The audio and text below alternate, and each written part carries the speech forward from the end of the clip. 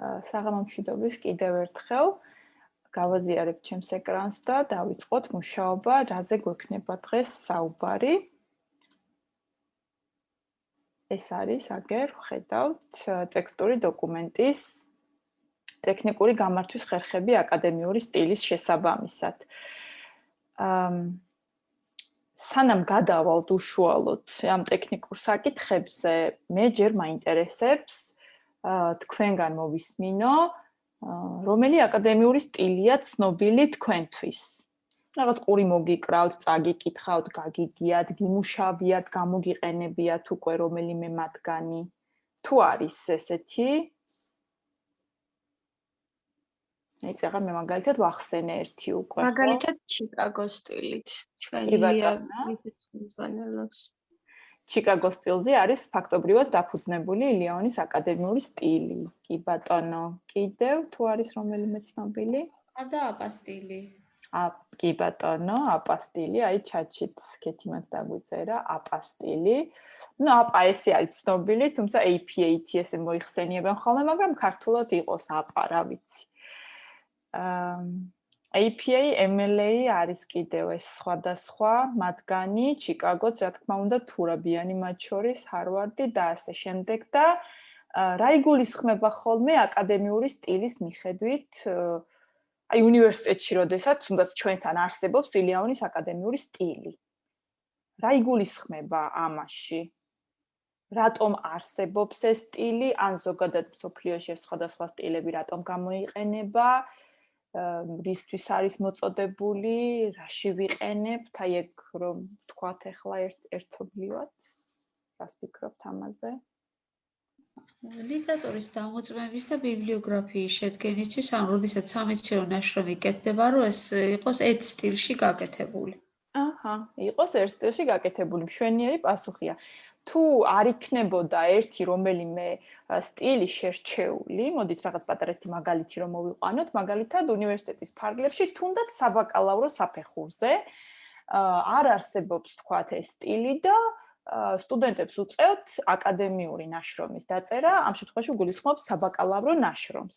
და ვთქვათ 2000, აი ახლა 21 წლის ზაფხულში ყავს სიტყვაზე ვამბობ, ზუსტ რაოდენობას ახლა ნამდვილად ვერ გეტყვის, თქვათ ბაკალავრიატიდან ამთავრებს, რა ვიცი, 1500 სტუდენტი, ვთქვათ.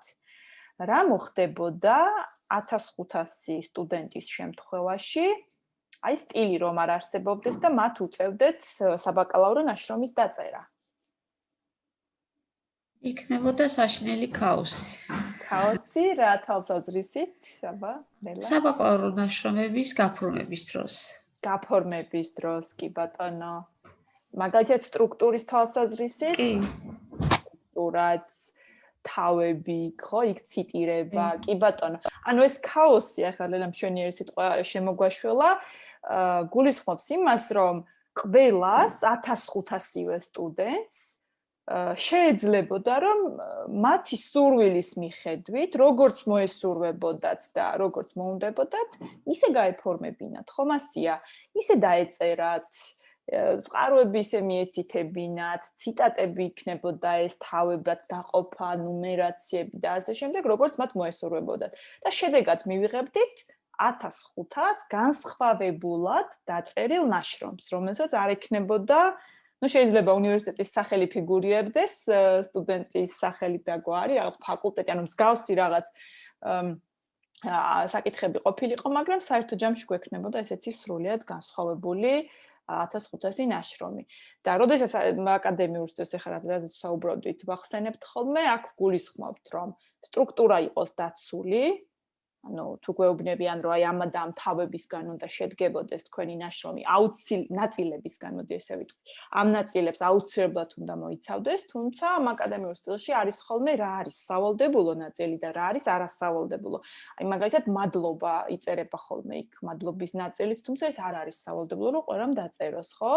არის ხოლმე ასევე სარჩევის შემდეგ, ვთქვათ, აბრევიატურების ჩამონათვალი, ცხრილების ჩამონათვალი, ვიზუალური ეს ელემენტები, რაც გვაქვს თქვა ტექსტში მათი ჩამონათვალი, გრაფიკებით თუნდაც, შეიძლება არ ვიყენებთ ტექსტში ამას, შესაბამისად ეს კომპონენტიც არ იქნებოდა ჩვენთვის სავალდებულო. არის ასევე დანართების ნაწილი, რომელიც ბოლოში ერთვის ხოლმე ჩვენს დოკუმენტს და თუ არ მაქვს მე ჩემს ნაშრომში არანაირი დანართი, შესაბამისად ისიც ვერ იქნება ჩემთვის სავალდებულო ნაწილი. გაფორმებაში აი ვიზუალური მხარე როგორი უნდა იყოს, ხო? სად იყოს სათაური, სად იყოს ავტორი მითითებული, სად იყოს წელი, უნივერსიტეტი, ლოგო მჭირდება თუ არ მჭირდება, წელი მივუთითო თუ არ მივუთითო. აი ტექნიკურ მხარეში ძირითადად და აი ამ გაფორმებაზე, პრინციპში ციტირებასაც შევეხებით ცოტა. ამაზე გავივლით დღეს უფრო კარგად, აი ფონტის ზომები როგორ იყოს, ტექსტის გასწორება როგორ იყოს, თავები როგორ გამოვყოთ, სარჩევი როგორ ჩავსვათ, გვერდები როგორ დავნომროთ, თუ გვაქვს ეს ვიზუალური ელემენტები, გრაფიკები, ცხრილები, ეგენი როგორ ჩავსვათ და როგორ დავასათაუროთ, იმიტომ რომ აუცილებლად სჭირდება მაგასაც თავისი სათაური. და აი ამ ნაწილებს შევეხებით სკოლიოც თუნდაც, ხო, მათ შორის. ციტირების ფორმატი და ბიბლიოგრაფიაც მოიაზრება ხოლმე, როგორც წეღან გითხარით და ამაზეც ვნახოთ Word-ის ფაილში, როგორ შეიძლება ავტომატურად ჩავსვათ ხოლმე ჩვენი გამოყენებული ლიტერატურა. მაგალითისთვის შეიძლება შევხედრიათ აი თავფურცელი როგორ გავაფორმოთ, ხო? თავფურცელი არის როგორც წიგნს ვიღებთ და პირველი რაც ხდება ეს არის ყდა, ნაშრომის შემთხვევაში და აკადემიური ტექსტის შემთხვევაშიც პირველი აუცილებლად არის ხოლმე რაღაც თავფურცელი. ყდა დავარქვათ თუ გნებავთ ასე, რომელსაც აუცილებლად აქვს ხოლმე ასევე თავისი გაფორმების წესები, რომ სად რა უნდა დაიწეროს, რა ზომის ფონტით დაიწეროს, რომელი იყოს გამუქებული, რომელი არა, რომელი დახრილი და ასე შემდეგ. ამ შემთხვევაში გვაქვს სკრინი ამოვიღე პირდაპირ აკადემიური სტილიდან, სადაც ის მოთხოვნები წერია, რაც უნდა იყოს შესრულებული თავფურცლისთვის. და ესეთი მოთხოვნები ალბათ გინახავთ, რომ არის ხოლმე, მაგალითად მაქვს კიდევ აბსტრაქტის შემთხვევაში აბსტრაქტ შეგახსენებთ ეს იყო მოკლე შინაარსი ნაშრომის შესახებ, რომელიც იწერება ხოლმე დოკუმენტის საწყის ნაწილში და აქ არის გადმოცემული რაზეა ჩვენი ნაშრომი. აბსტრაქტის შემთხვევაში არის ესე მოკლედ შეჯამებული. აბსტრაქტსაც თავისი გაფორმების წესები აქვს, მე აი აქ ნიმუშიც მაქვს, როგორი შეიძლება იყოს და აუცილებლად საძიებო სიტყვებიც უნდა მოსდევდეს ამას, ხანდახან ეს გამორჩებათ ხოლმე სტუდენტებს. აბსტრაქტი არის ინგლისურ ენაზეც მოცემული, თუ ეს არის თქვა სამაგისტრო ნაშრომი, სადოქტორო ნაშრომი, აუცილებლად სტატიასაც მით უმეტეს სჭირდება ხოლმე, მაგრამ თუ სტატია ინგლისურენოვანია, შესაბამისად იქ პირდაპირ აბსტრაქტიც ინგლისურად იქნება. და ალბათ შეხვედრიხართ კიდევ ბევრ მსგავს ჩანაწერს, როდესაც კონკრეტული მოთხოვნები არის ხოლმე წაყენებული ჩვენს მიმართ, როგორც ავტორების მიმართ, თუ რას უნდა ვაკმაყოფილებდეთ ნაშრომის წერის პროცესში. შეიძლება იყოს სარჩევის გაფორმების წესები, ძირითადი და მეორე დონის სათაურების მითითება, ციტატები და ასე შემდეგ და ასე შემდეგ. ეხლა ბევრი რო არ გავაგრძელოთ, მე ერთი შაბლონური ფაილი გავამზადე თქვენთვის, ეს Word-ის ფაილის, რომელშიც თავფურცელი მაქვს უკვე მზა, მაგრამ ეს მაინც რედაქტირებას საჭიროებს რაღაც ერთი კონკრეტული მომენტის მიხედვით.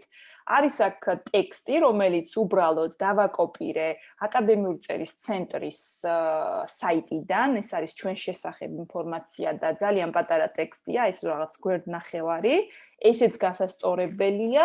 ბოლოში მაქვს აი ესეთი გრაფიკი, დავარქვათ ესეთი გრაფიკი, მონაცემი და ამისი წყარო ჩავსვის სკოლიაში, რომელიც რატომღაც დამიკარგა.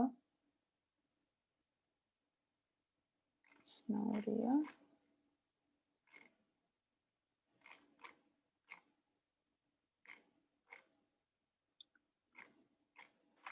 მოკლედ აქ სკოლიო მქონდა გაკეთებული, მაგრამ წეღან ვარ რედაქტირებდი და როგორც ჩანს აღარ არის. თუმცა ესეთი, როდესაც გვაქვს ხოლმე ჩვენ გრაფიკები, ის აუცილებლად ჩვენი მომზადებული უნდა იყოს.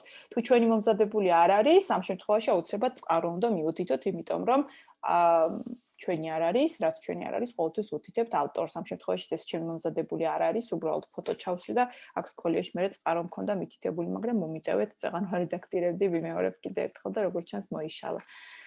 მოდით დავიწყოთ მაგალითად პირველი რასაც უნდა ვაკეთებდეთ, როდესაც Word-ის დოკუმენტს ხსნით და აკადემიური ტექსტის რედაქტირებას ვიწყებთ, ეს არის ხოლმე ეგრეთ წოდებული ველები, რომელსაც ზოგი მინდვრის სახელითაც მოიხსენიებს, ანუ გვერდის 4-ვე კიდეში არსებული თეთრი მონაკვეთები, რომელიც უნდა იყოს კონკრეტული სანტიმეტრებით დაშორებული და გასწორებული.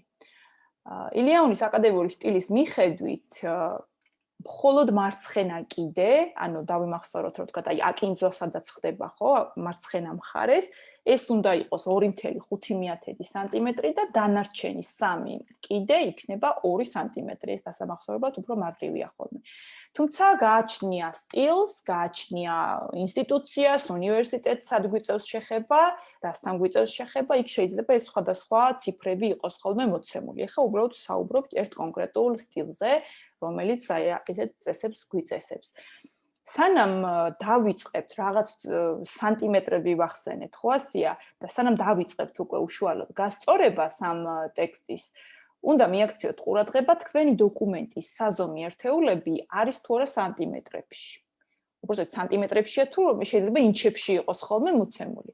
აი ხა ზემოთ სანტიმეტრი ჩანს თუ ხედავთ, აი ესეთი პაზოლი რაც არის სანტიმეტრის, რომელიც view-დან შეგვიძლია ეს რულერი ჩართოთ ხოლმე ან გავთიშოთ, აი უბრალოდ აი ამ ღილაკის ჩართვით და გამორთვით და თუ თქვენ ჩართავთ ამ ზოლს, ციფრებს უნდა დააკვირდეთ უბრალოდ. ეხლა 1-სა და 2-ს შორის, ეხლა მანძილი არის საკმაოდ ისეთი პატარა და თუ გავიხსენებთ დაახლოებით რა ზომის არის ხოლმე 1 სანტიმეტრი, ეს აშკარად არის სანტიმეტრი. თუმცა შეიძლება იყოს, რომ აი 1-იანი აქ ეწეროს და თქვა სადაც აი აქ ეწეროს 2-იანი. ეს ნიშნავს უკვე, რომ დაცილება ერთეულებს შორის უკვე საკმაოდ დიდია. ამიტომ უნდა ვიცოდეთ უკვე, რომ ეს არ არის სანტიმეტრები, ეგ იქნება უკვე ინჩები. და თუ ინჩებია და ისევ ასწორებთ ტექსტს, 1 ინჩი არის 2.54 სანტიმეტრი და წარმოიდგინეთ, თუ გგონია რომ 2 სანტიმეტრით გადავწიეთ ტექსტი, 2-ჯერ 2.54-ით გადაგვიწევია და შესაბამისად მე რაღაც ეს პოემასავით იწერება ხოლმე ტექსტი და ვეღარ ვიგებთ რაშია საქმე. ამისთვის მოდით ჯერ ვნახოთ როგორ შეიძლება სანტიმეტრებზე გადავიყვანოთ დოკუმენტი. ეს არის ფაილში უნდა შევიდეთ აუცილებლად. პარამეტრები ავარჩიოთ, options რაც არის, აქ გვჭირდება advanced ჩანართი და აქ უბრალოდ უნდა მოვძებნოთ ჩვენ საზომი ერთეულები. აი აქ ხედავთ სანტიმეტრებია მითითებული, თუმცა შეიძლება იყოს ინჩები, როგორც წეგან ვახსენე, იმიტომ რომ ნაგულისხმები პარამეტრი Word-ის ფაილისთვის არის ხოლმე ინჩი. ამიტომ თუ ინჩი არის მარტივად სანტიმეტრზე გადავიტანთ, დავადასტურებთ OK-ი ამ ბრძანებას და შესაბამისად აქ რომ ესეთი დაცილებები ყოფილიყო და ინჩებზე ყოფილიყო, გახდება საზომი ერთეული სანტიმეტრი. ამის შემდეგ უკვე შეგვიძლია დავიწყოთ თავისუფლად დოკუმენტის რედაქტირება და წეგან როგორც ვახსენე, მოდით დავიწყოთ მაგალითად ველებით, ხო? ანუ ის თეთრი ადგილებით დოკუმენტის გარშემო 4-ვე მხარეს გავასწოროთ. ამისთვის ჩვენ შეგვიძლია layout-ში გადავიდეთ, სადაც page setup-ში გვაქვს ესეთი margins, ანუ აი ეს კიდეების ველების გასწორება. აქ შეგვიძლია custom margins-ზე გადავიდეთ და მარტივად ვნახოთ top, bottom, left და right, ზედა, ქვედა, მარჯვენა, მარცხენა კიდეების გასწორება. როგორც ვთქვით, ზემოთ, ქვემოთ არის 2 სანტიმეტრი, 2.5 არის მარცხენა კიდე და მარჯვენაშიც გვაქვს 2 სანტიმეტრი. OK-ით ვადასტურებთ ამ ბრძანებას და აქ უკვე იცვლება ეს, მაგრამ თვალისთვის ნაკლებად შესამჩნევია ხოლმე, მაგრამ თუ ძალიან დიდი დაცილებებია გაკეთებული, იქ უკვე მარტივად ხდება ამისი შემჩნევა. ასევე page setup-ის დიალოგური ფანჯრიდან შეგვიძლია იგივე ბრძანება განვახორციელოთ, რაც წეგან მერჯინებიდან გავაკეთეთ და აქ უკვე ხედავთ, რომ ნამდვილად არის ის პარამეტრები დაცული, რაც გვინდოდა. აქვე შეგეტყვით, აი ეს გაცერი რა არის მაგალითად, ხო? როდესაც დოკუმენტის დაბეჭდვა გვინდა და მაგალითად აი მარცხენა კიდეში ზამბარით უნდა ავკინძოთ, ხო? ზოგიერთ შემთხვევაში ასევე აი ესეთ მოთხოვნებში, რაც წეგან ნიმუშები გაჩვენეთ, რომ რა პარამეტრები უნდა იყოს თქვა დაცული, ხანდახან არის ხოლმე აი ეს გათერის პოზიციაც მითითებული, რომ აკინძვისთვის დავტოვოთ კონკრეტული ადგილი დოკუმენტში. ანუ 2.5 იყოს და კიდევ ამას მიემატოს რაღაც მაგალითად 1 სანტიმეტრი იმისთვის, რომ აიკინძოს და იმისთვის ცალკე იყოს ამისთვის ადგილი, რომ თქვათ ტექსტი არ გადავიდეს და ტექსტი არ ჩაჭრას, ასე ვთქვათ, და ის ტექსტში არ მოძრაობდეს ეს ზამბარა. ამიტომ ეს ნიშნავს მაგას და პოზიციაში გვაქვს ხოლმე მხოლოდ ორი პოზიცია, ერთი მარცხენა და ერთი ზედა. ანუ მარცხენა არის როგორც წიგნი იფურცლება ჩვეულებრივ ამ პოზიციაში აიკინძოს, ან პატარა ბლოკნოტები გინახავთ, ალბათ ზემოთაც რო იშლება, ხო? ეს top ნიშნავს მაგას, რომ აი დოკუმენტის ზედა კიდეშიც იყოს აკინძული. გააჩნია რა ტიპის აკინძვას ვაკეთებთ, ეს გათერით შეგიძლიათ ამისთვის გამოიყენოთ ხოლმე. ეს რაც შეეხებოდა ველებს. ეხლა მითხარით დოკუმენტში ძირითადი ტექსტის ზომა რამდენი უნდა იყოს? 12. კი ბატონო. ამისთვის შემიძლია Ctrl+A-T მოვნიშნო მთლიანი დოკუმენტი, hotkey-ს ეძახიან ესეთ ბრძანებებს, ანუ ცხელი კლავიშები, რომელიც კლავიატურიდან მარტივად სრულდება ხოლმე, ამ შემთხვევაში Ctrl+A-T მოვნიშნავ მთლიან დოკუმენტს, რამდენი გვერდიც არ უნდა მქონდეს და home-ში აი აქ სადაც ფონტის ზომებია, შემიძლია ჩამოვშალო და ისე ავარჩიო 12, ან შემიძლია პირდაპირ დავდგე და ჩავწერო კიდეც, რომ მჭირდება 12-იანი ფონტი. უბრალოდ თუ მე სათაურები გვჭირდება, სადღაც უფრო მეტი ზომა გვჭირდება ფონტის, მე შეგვიძლია ეს ცალკე დავარეგულიროთ და დავარედაქტიროთ, ხო? უკაცრავად ლალი. Ctrl+N თუ A. ამბანის პირველი ასო, A. Ctrl+A, ხო? Ctrl+A ნიშნავს რომ 100 გვერდიც რო იყოს. ალბათ, ხო? All-ის შემოკლება ნამდვილად, კი. ყველაფერს ნიშნავს ესე მარტივად. იმიტომ რომ შეიძლება ხანდახან დაგვენანოს ხოლმე რომ რაღაც სათაურები უკვე თქვათ სხვა ფონტით გვეწეროს, სხვა ზომის კიდე რაღაცები და ცალკე მონიშნებით ჩამოყოლებას ჯობია რომ ერთიანად მოვნიშნოთ და ის გავასწოროთ და სათაურებს მე როცა მივადგებით მაშინ დავარედაქტირებთ, ხო? კი ბატონო, ფონტის ზომა გვაქვს 12, უბრალოდ აქ შემახსენეთ, ან არ გვინდა სათაურებზე ოდნავ მოგვიანებით. აქვე არის ხოლმე სტრიქონებს შორის მანძილი. ანუ სტრიქონები ერთმანეთთან როგორ იყოს მოცემული. ამასაც არეგულირებს აკადემიური სტილი. და ილიანის შემთხვევაში ეს გვაქვს ხოლმე, აბა თუ ვინმეს ახსოვს, ან თუ ვინმეს ქონია. 1.5. 1.5, კი ბატონო, აი ჩატშიც ხედავ, ლაშა მოგწერა 1.5. აქ ეხა არ მოვშლი მე ამ უბრალოდ ერთი დაკლიკება უნდა რომ ის მონიშნა მოიშალოს, თუმცა კიდევ ერთხელ Ctrl+A-ს დავაჭერო, მთლიან დოკუმენტზე გავცელდეს ეს ჩემი ბრძანება და ამ შემთხვევაში მჭირდება home-ში, პარაგრაფის ნაწილში, ნახეთ, აი აქ ესეთი line and paragraph spacing-ი აწერია, როდესაც კურსორი მიგვაქვს აი ამ ღილაკთან, ესეთი ზედა-ქვედა ისრები ახატია, მარტივად რომ დავიმახსოვროთ. და აქ თუ ჩამოვშლით არის 1-დან 3-მდე სტანდარტულად შემოთავაზებული ციფრები. ამ შემთხვევაში 1.5-ს ავარჩევთ და ვიზუალურად უკვე ხედავთ, რომ წეგან როგორც იყო, ტექსტი ისე აღარ არის, ხო? აი ეს თავფურცელიც როგორც ქონდა გასწორებული, ამ თავფურცელმაც გადმოინაცვლა, ამას ავწევ ხა ზემოთ და ხაზებიც ისე არის ერთმანეთთან, რომ კარგად იკითხება და ნორმალური დაცილება გვაქვს.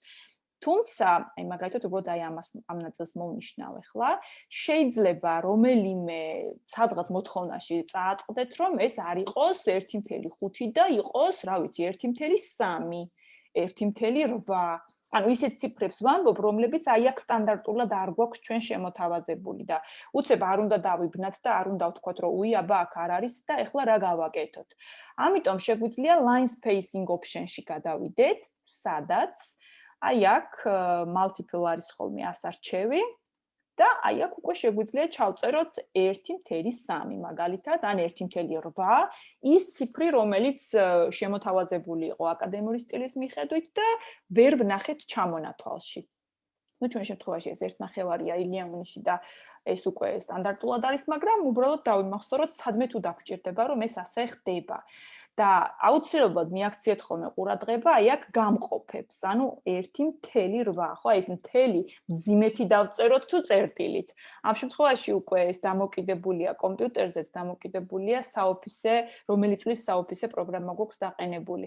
და ამ შემთხვევაში თუ დავწერთ მძიმით, ზოგ შემთხვევაში შეიძლება OK-ს რომ დავადასტურებთ ამ ბრძანებას, ჩვეულებრივ გაასწოროს, მაგრამ უმეტეს შემთხვევაში იწერება ხოლმე წერტილი. იმიტომ რომ გამყოფად მაინც წერტილს უფრო მეტი დატვირთვა აქვს, უფრო მეტი კომპიუტერიც და უფრო მეტი საოფისე პროგრამის ვერსიაც თავსებადია, ასე ვთქვათ. თუმცა შეიძლება პირიქით მოხდეს, რომ წერტილი დავწეროთ და იქ რაღაც სისტემა ერორი ამოაგდოს, ეგრეთ წოდებული, ანუ რაღაც პრობლემა დაწეროს და არ აკეთებს ამ ბრძანებას, ამიტომ ვიცოდეთ ხოლმე, რომ ეს არის აი ამ წერტილის ან მძიმის ბრალი და უბრალოდ ის შევცვალოთ ხოლმე. ეხლა ამას არ დავადასტურებ, იმიტომ რომ უბრალოდ მინდოდა მეჩვენებინა, ტოვებ ისევ 1 და 5-ზე, 1.5-ზე. ეხლა მითხარით, როდესაც ტექსტს ვწერთ, კიდეებში სწორება როგორი უნდა იყოს. ეხლა მაგალითად, აი ამ პატარა აბზაცსაც რო შევხედოთ, ან მთლიან ტექსტს რომ შევხედოთ. ორივე მხრიდან სწორი უნდა იყოს. ნინი მართალი ბრძანდებით. ორივე კიდეში უნდა იყოს გასწორებული. ეს ნიშნავს იმას, რომ აი მაგალითად ამას რომ მოვნიშნავ, ისევ home-ის ჩანართში გვაქვს პარაგრაფის ნაწილში, აი ესეთი 4 ღილაკი, რომელიც უზრუნველყოფს ტექსტის ცენტრში, მარცხენა კიდეში გასწორებას, ცენტრში, მარჯვენა კიდეში და ორივე კიდეში გასწორებას. Justify, რასაც ვეძახით, არის ეს ორივე კიდეში ტექსტის გასწორება. ამ შემთხვევაში მე რო ეხლა დიდი დოკუმენტი მქონდეს, ხო? იგივე ვთქვათ, ეხლა რაც ვახსენეთ, რაღაც 100 გვერდიანი დოკუმენტი გვაქვს, ან 50-60 გვერდიანი, ვთქვათ, სამაგისტრო ნაშრომი გვაქვს, ხო? ან შეიძლება უფრო მეტიც. ესეც ცალსაკე ხო არ მოვნიშნავდით ამ ტექსტებს, ხო? აქაც Ctrl+A-ი შეგვიძლია გავაკეთოთ, მაგრამ აი თავფურცელზე რო ეს რაღაცები ცენტრში უნდა ეწეროს, მე მხოლოდ თავფურცელს გავასწორებდი, იმიტომ რომ ერთი გვერდის გასწორება ჯობს ყოველთვის, ვიდრე ის დანარჩენი 99 ვთქვათ გაგვიფუჭდეს, ხო? ამიტომ Ctrl+A-ს ბრძანებას თუ ხშირად გამოიყენებთ ხოლმე, როცა საჭირო, ამ შემთხვევაში გაამართლებს. Justify-ს ღილაკს დავაკლიკოთ და შევხედავთ, რომ აი აქაც კიდეებში გასწორდა. ეს ნაგულისხმები არის ხოლმე ეს მარცხენა კიდეში გასწორება და თუ შეხედავთ ახლა, მარცხენა კიდე კი გასწორებულია, მაგრამ ეს მარჯვენა არის ესეთი შეჭრილ-შემოჭრილი. ეს არ არის სწორი ფორმა, გარდა იმისა, რომ არ არის სწორი და შეცდომა, ულამაზოც არის ტექსტში, შესაბამისად, იქ რაღაცები კარგად ვერ იწერება, დაფორმატება ვერ ხდება. ამიტომ მიაქციეთ ხოლმე მაგას ყურადღება და Justify-ს ღილაკით გავაკეთოთ ეს ორივე კიდეში ტექსტის გასწორება. და ბარემ აქ მითხარით, სანამ მთლიანად მაქვს ეს ტექსტი მონიშნული, ქართული მაინც სპეციფიური ენაა და ტექნიკასთან მიმართებაში, რომელ ფონტს ვიყენებთ, როდესაც ქართულად ვწერთ ტექსტურ დოკუმენტში? Silfine, რა თქმა უნდა. Silfine და რატომ Silfine, აბა თუ მეტყვით?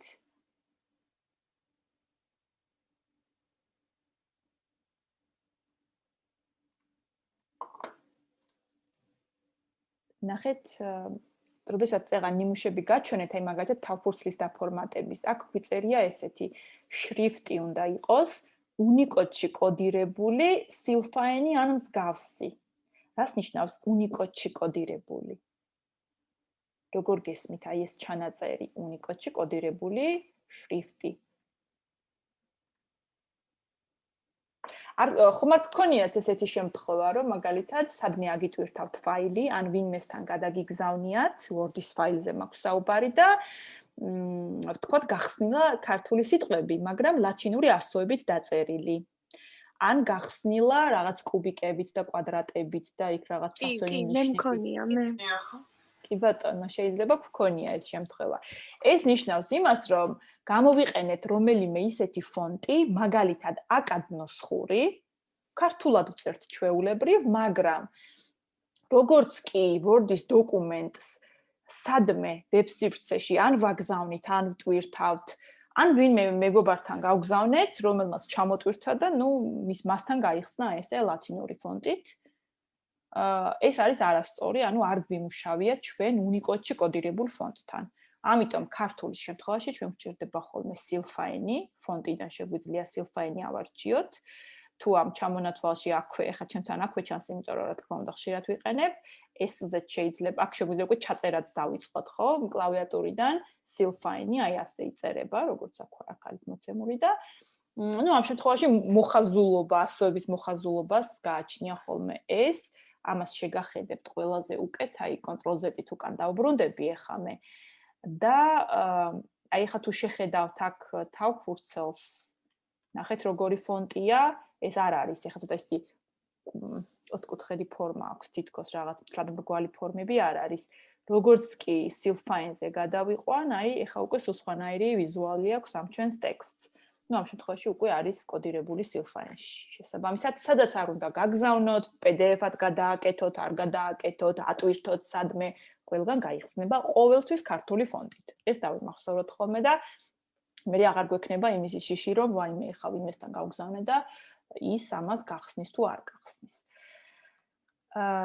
თავფურცელს მივხედავ, მოდით თქვენის ნებართვით და წეღან ცენტრში რო გქონდა ეს ყველაფერი, მხოლოდ ამ ტექსტს მოვნიშნავ პირველ გვერდს და ცენტრში დავსვავ, რომ თავფურცლის ტექსტი აუცილებლად უნდა იყოს ცენტრში. აი, ცენტრში დასმას რაც შეეხება, აი მაგალითად სათაურების შემთხვევაში, ეს აქ ახლა არ დავარქვი არაფერი ტექსტი, უბრალოდ პირველი დონის სათაურის წის სათაური 1, სათაური 2, აქ ახლა არ აქვს ჩვენთვის მნიშვნელობა რა სათაური ერქმეოდა. არის ხოლმე შემთხვევები, როდესაც არის მოთხოვნა, რომ სათაურები ეწეროს ცენტრში. ამიტომ ზოგმა სტუდენტმა იცის ხოლმე, რომ ეს space-ით ესე გაწევს და მე შორიდან უყურებს ახლა ეს ნამდვილად არის თუ არა ცენტრში დაწერილი და წინ რო აი ეს მონაკვეთი ინიშნება, ეს მე ტექსტის ფორმატირების დროს აუცილებლად შეგიშლით ხელს. ამიტომ ყველაზე მარტივი ხერხი არის, რომ ან მოვნიშნოთ ეს ჩვენი სათაური, ან უბრალოდ დავდგეთ აქ და ცენტრში აი ამ ღილაკს დავაკლიკოთ ხოლმე, ერთი კლიკით საკმარისია იმისთვის, რომ ცენტრში დაჯდეს ჩვენი სათაური.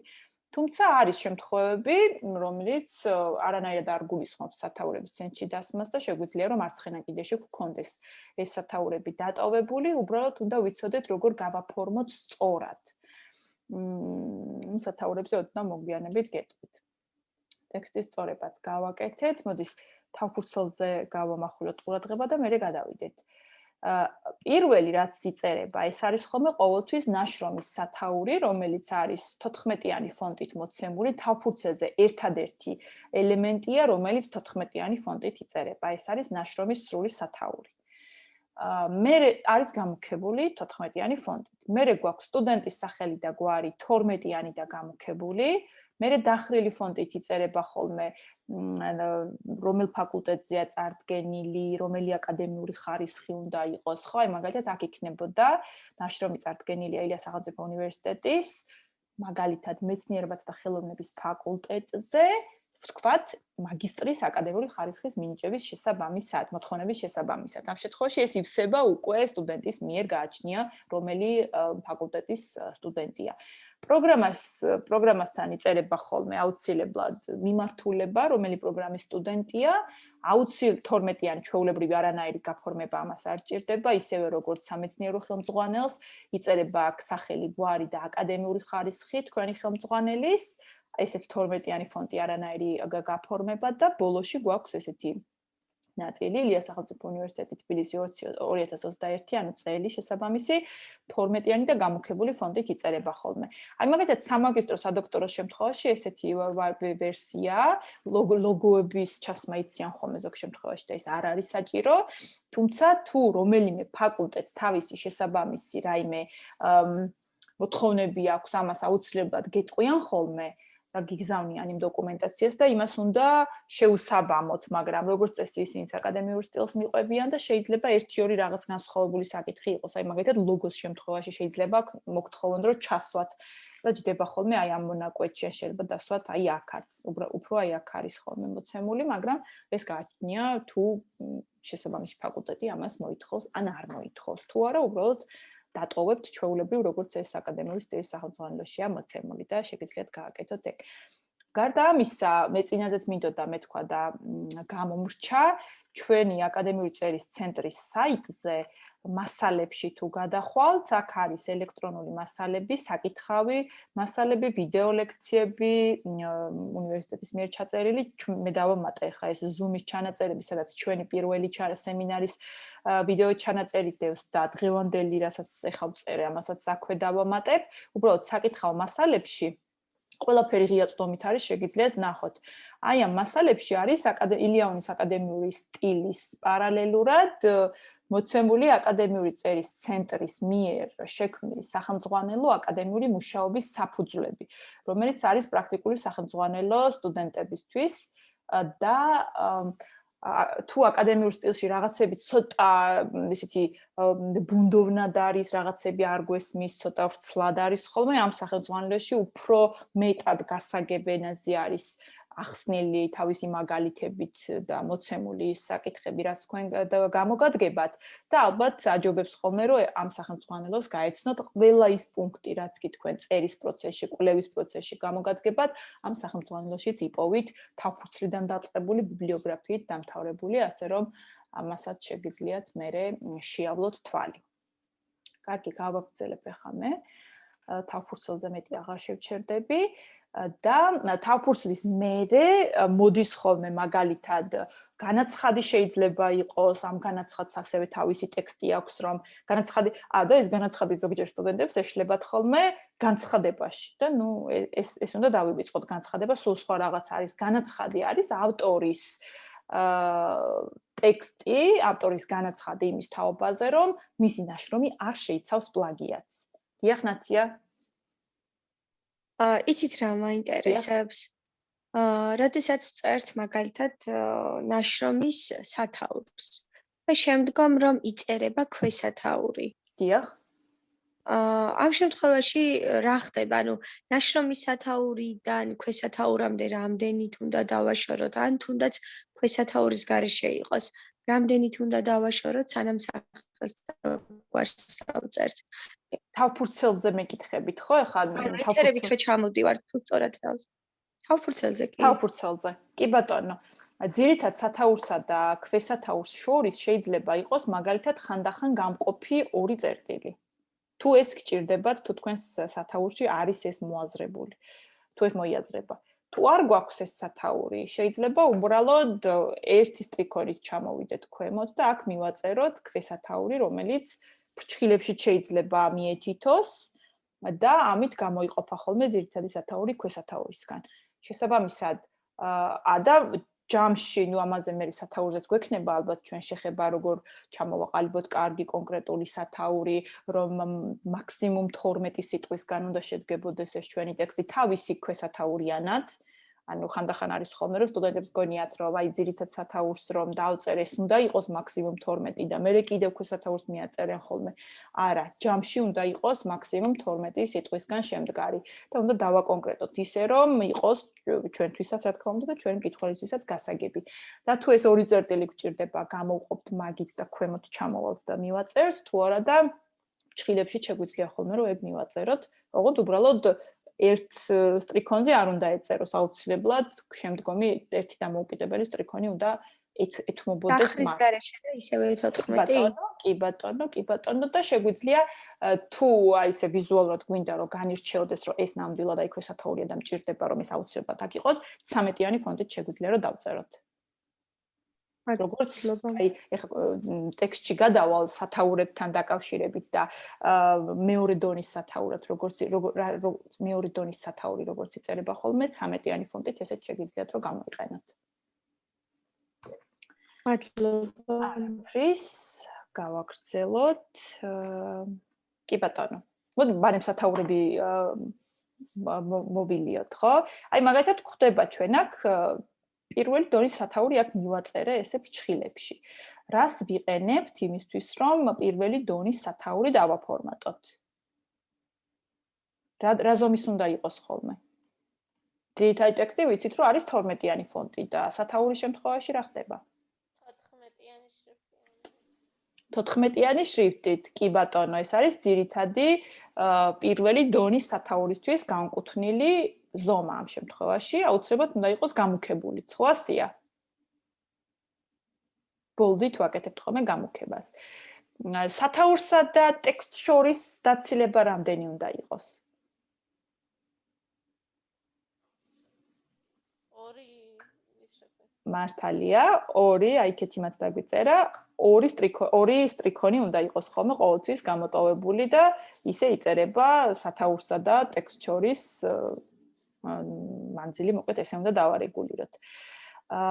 უბრალოდ ჯერ ამას გავივლი და მე ჰედინგებზე გეტყვით, მე სარჩევის მარტივად ჩასმა როგორ მოვახერხოთ. აი მაგალითად მე ტექსტში შევხვდა სადმე რომელიღაც სათაური, ამ შემთხვევაში აი სათაური 2 და აქ მივაწერებ ჭხილებში რომ ეს იყოს მეორე დონის სათაური. მეორე დონის სათაურს რას ვუშვებით? ფონტი რამდენია ხოლმე?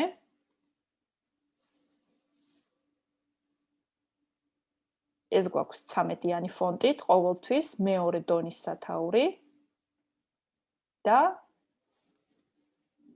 არის ხოლმე დახრილი. მეორე დონე. და მესამეს რაც შეეხება, ანუ აქ დონეებში ხომ მივხვდით რას გულისხმობ, იერარქიულად, აი რაღაც გვაქვს პირველი პუნქტი, მერე პირველის პირველი ქვეთავი და პირველის პირველი ქვეთავი. ანუ ესეთი იერარქია რო წარმოვიდგინოთ, აქ ამ დონეებში ამას გულისხმობ, რომ გააჩნია აი რამდენი ნაწილი გვაქვს ერთი თავის განმავლობაში ჩაშლილი. 3-ზე მეტი არ ამგონია ჩაშლა დასჭირდეს ვინმეს, იმიტომ რომ მაშინ ძალიან სადღაც სიღრმეებში მივდივართ და ეს არ არის საჭირო. და როგორც წესი არის ხოლმე, ნუ აი 3-დონიანი სათაურები უმეტეს შემთხვევაში, ან შეიძლება 2-დონიანიც იყოს, თუ არ ვიყენებთ სხვა ვარიანტებს. და მესამე დონის სათაური არის 12-იანი ჩვეულებრივი ფონტით, ამას უკვე არაფერს აღარ ვუშვებით და ვტოვებთ ისე როგორც არის, ანუ ტექსტის მსგავსად არის ხოლმე მოცემული და შეგვიძლია უბრალოდ გავამუქოთ ეს ჩვენი სათაური 12-იანი და გამუქებული. ნუ ტექსტთან დაშორება ანალოგიურად 2 სტრიქონით ვაშორებთ და ეხლა მინდა გითხრათ ესე სათაურების გაკეთებას რატომ აჯობებს ჰედინგებით მუშაობა. გიმუშავიათ ვინმეს ჰედინგებით? კარგი, ეს ჰედინგები ახლა რას ნიშნავს? ჰედინგი 1 მაგალითად არის მოწოდებული იმისთვის, რომ იყოს პირველი დონის სათაურისთვის. ჰედინგ 2 არის იმისთვის, რომ კეთი გწერს სარჩევის ასაგებად. კი ბატონო, თუ ტექსტში მართალი ხარ კეთი, თუ ტექსტში სათაურები აი ესე ჰედინგებით არ გვექნება გამოყოფილი, სარჩევს ავტომატურად ვერ ჩავსავთ.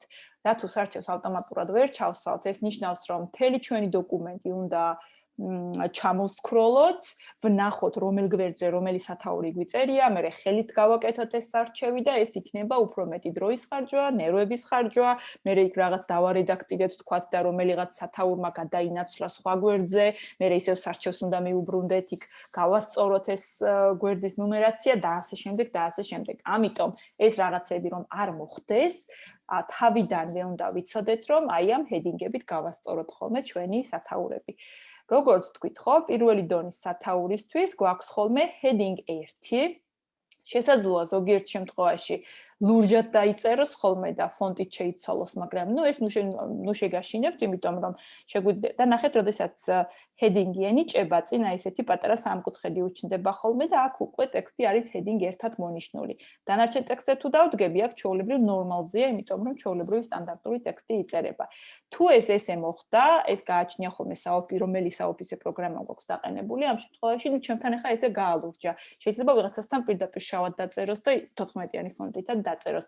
აქვე შესაძლებელია რომ ჩვენ თვითონ სტილი შევქმნათ, ამ შემთხვევაში create a style შეიძლება პირდაპირ შავი ფონტის 14-იანი სტილი გავაკეთოთ პირველი დონის სათაურისთვის და აქ უკვე არანაირი წვალება აღარ მოგვიწევს, ეს ვარიანტით შეგვიძლიათ მოსინჯოთ. უბრალოდ აქ შემიძლია მე რომ ლურჯის ნაცვლად 16-ის ნაცვლად 14 დავწერო, სილფაინზე გადავიყვანო და გავაშაო ეს ჩემი სათაური. შესაბამისად მივიღებ ჩვეულებრივ ანალოგიურ სათაურს, როგორც წეღან მქონდა, მე თვითონ როდესაც ხელით მომნიშნე და გავაკეთე. უბრალოდ ეს არის აი heading 1-ით მონიშნული. ლურჯად თუ იქნება შეცდომა, არ არის შეცდომა, მაშინ შეგიძლიათ ლურჯეთაც დატოვოთ, უბრალოდ ფონტის ზომა შეამციროთ, რომ იყოს 16-ის ნაცვლად 14, რომ მე არ თქვან, რომ ვთქვათ, აი 14-იანი უნდა ყოფილიყო და რატომ არის სათაური 16-იანი ფონტით. გადავალ ახლა მეორე დონის სათაურზე. ამ შემთხვევაში მჭირდება heading 2. heading 2-ის შემთხვევაში მივანიჭოთ ეს heading 2, ეს არის აი 13-იანი ფონტი, უბრალოდ მე თვითონ დავხრი, გავაშავებ და Silfine-ზე გადავიყვან და მესამე დონის სათაურის შემთხვევაში იყოს heading 3, ანუ პირდაპირ ნუმერაციას გავყვეთ, მესამე დონე, 12-იანი ფონტი ანა თვითონ არის Silfine-ი შავი, მოიწყოთ. დამეკლიკა ამაზე და გავამოქებ. თქვათ სათაურები უკვე გვაქვს მონიშნული, ხო? ეხლა მოდით ნუმერაციაზეც გადავიდეთ, გვერდის ნუმერაციები როგორ გავაკეთოთ და მე ამის მიხედვით ჩავსვათ სარჩევი და ვნახოთ რამდენად სწორად აღიქვა ის, რისი გაკეთებაც ჩვენ გვინდოდა. ანუ ეხლა ჯერ გავიარეთ სათაურებს, heading-ები როგორ მივანიჭოთ.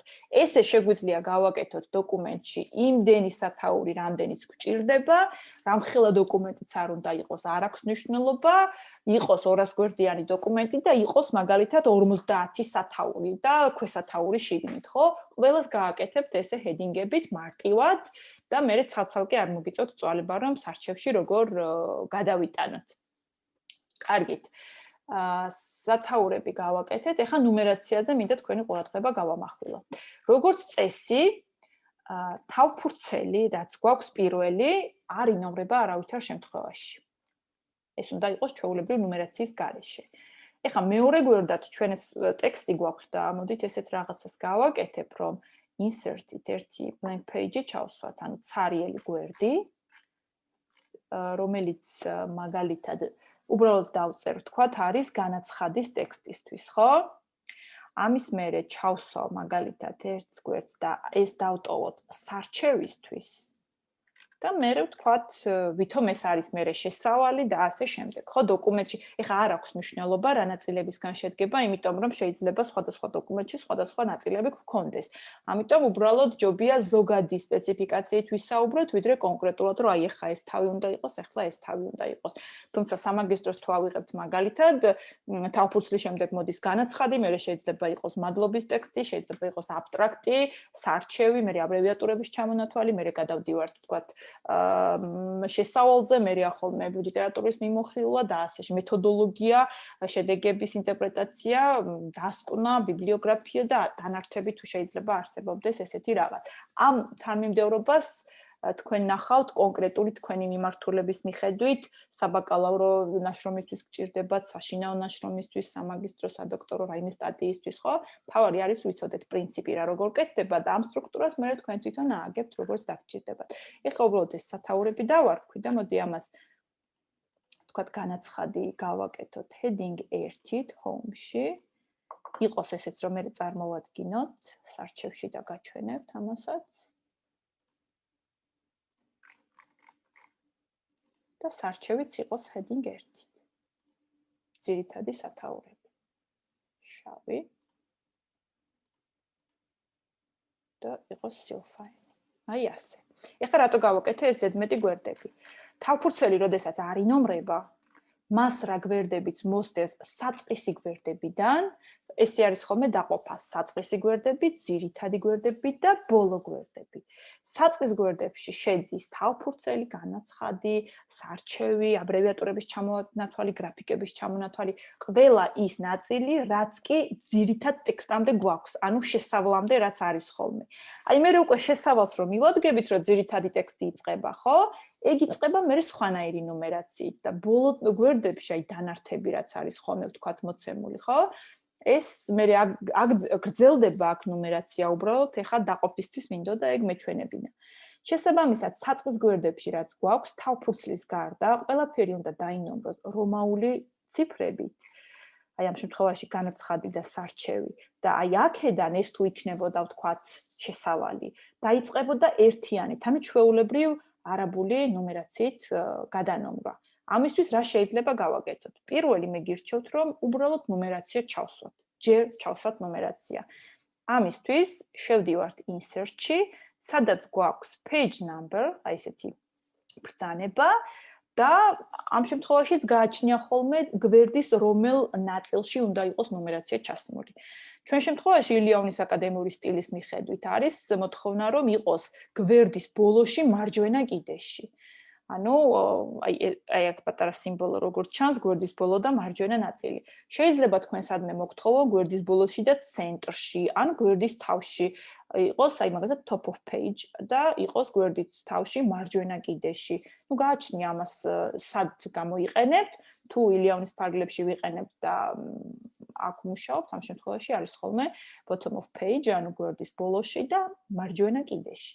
ამას როგორც კი დავაკლიკებთ, ნახეთ ეგრეთ წოდებული ფუთერის, ანუ ქართულად ამას როგორც კოლონტიტული, ესე ვთარგმნით ხოლმე, ეს არის ნაწილი, რომელშიც ეხა ჩვენ ჩამოგვაგდო აქ ნუმერაციასთან და აქვე ჩანს ქვედაგვერდის ჰედერიც, ანუ ჰედერი და ფუთერი არის გვერდებისთვის არსებული კოლონტიტულების ნაწილი, რაც გულისხმობს იმას, რომ აი მაგალითად შეიძლება გინახავთ, თქვათ რამე კონფერენციისთვის, კონფერენციის სახელი წერია ერთხელ და მერე ის ყველა გვერდზე მეორდება. ან გვერდის ბოლოში, აი აქ ფუთერის ნაწილში შეიძლება ნუმერაციის გარდა მე აქ დავწერო მაგალითად ჩემი სახელი და გვარი, როგორც აი ამ დოკუმენტის ავტორი ვთქვათ და ერთხელ დაწერა საკმარისია აი ამ გვერდზე, ხა არის მეოთხე გვერდი, რომელზეც ვდგავართ, ავტომატურად წაიღებს ყველა გვერდზე თუ ეს ფუთერი არის ჩასმული.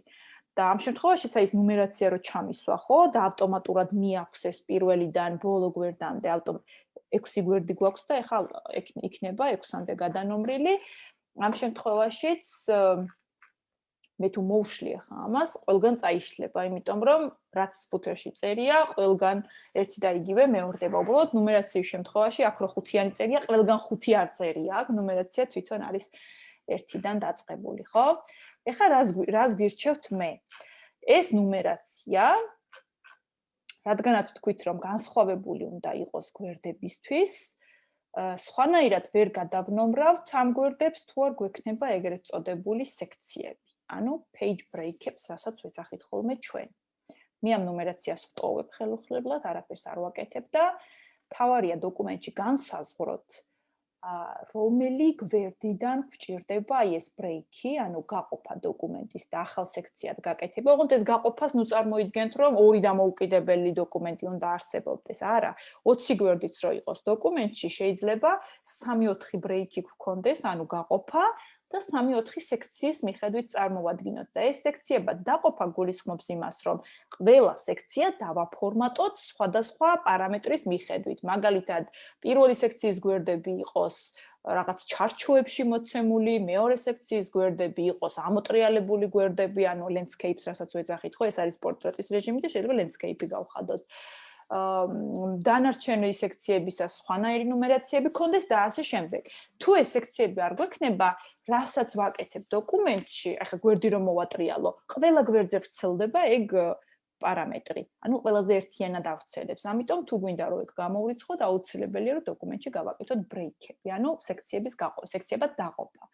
ჩვენს შემთხვევაში ახლა დაგვჭირდება ორი გაყოფა. ახლა რატომ? რადგანაც თავფურცელი არ ინომრება, აი აქ ხო არის ახლა ნუმერაცია. მოდით გავაკეთოთ ესე, ამას ორნაირად გაჩვენებთ, როგორ შეიძლება მოიშალოს, მაგრამ ჯობია რომ ახლა break-ით გავაკეთოთ. დავდგეთ ჩვენ იმ გვერდის ბოლოს, რომელი გვერდის შემდეგაც გვინდა რომ არსებობდეს break-ი.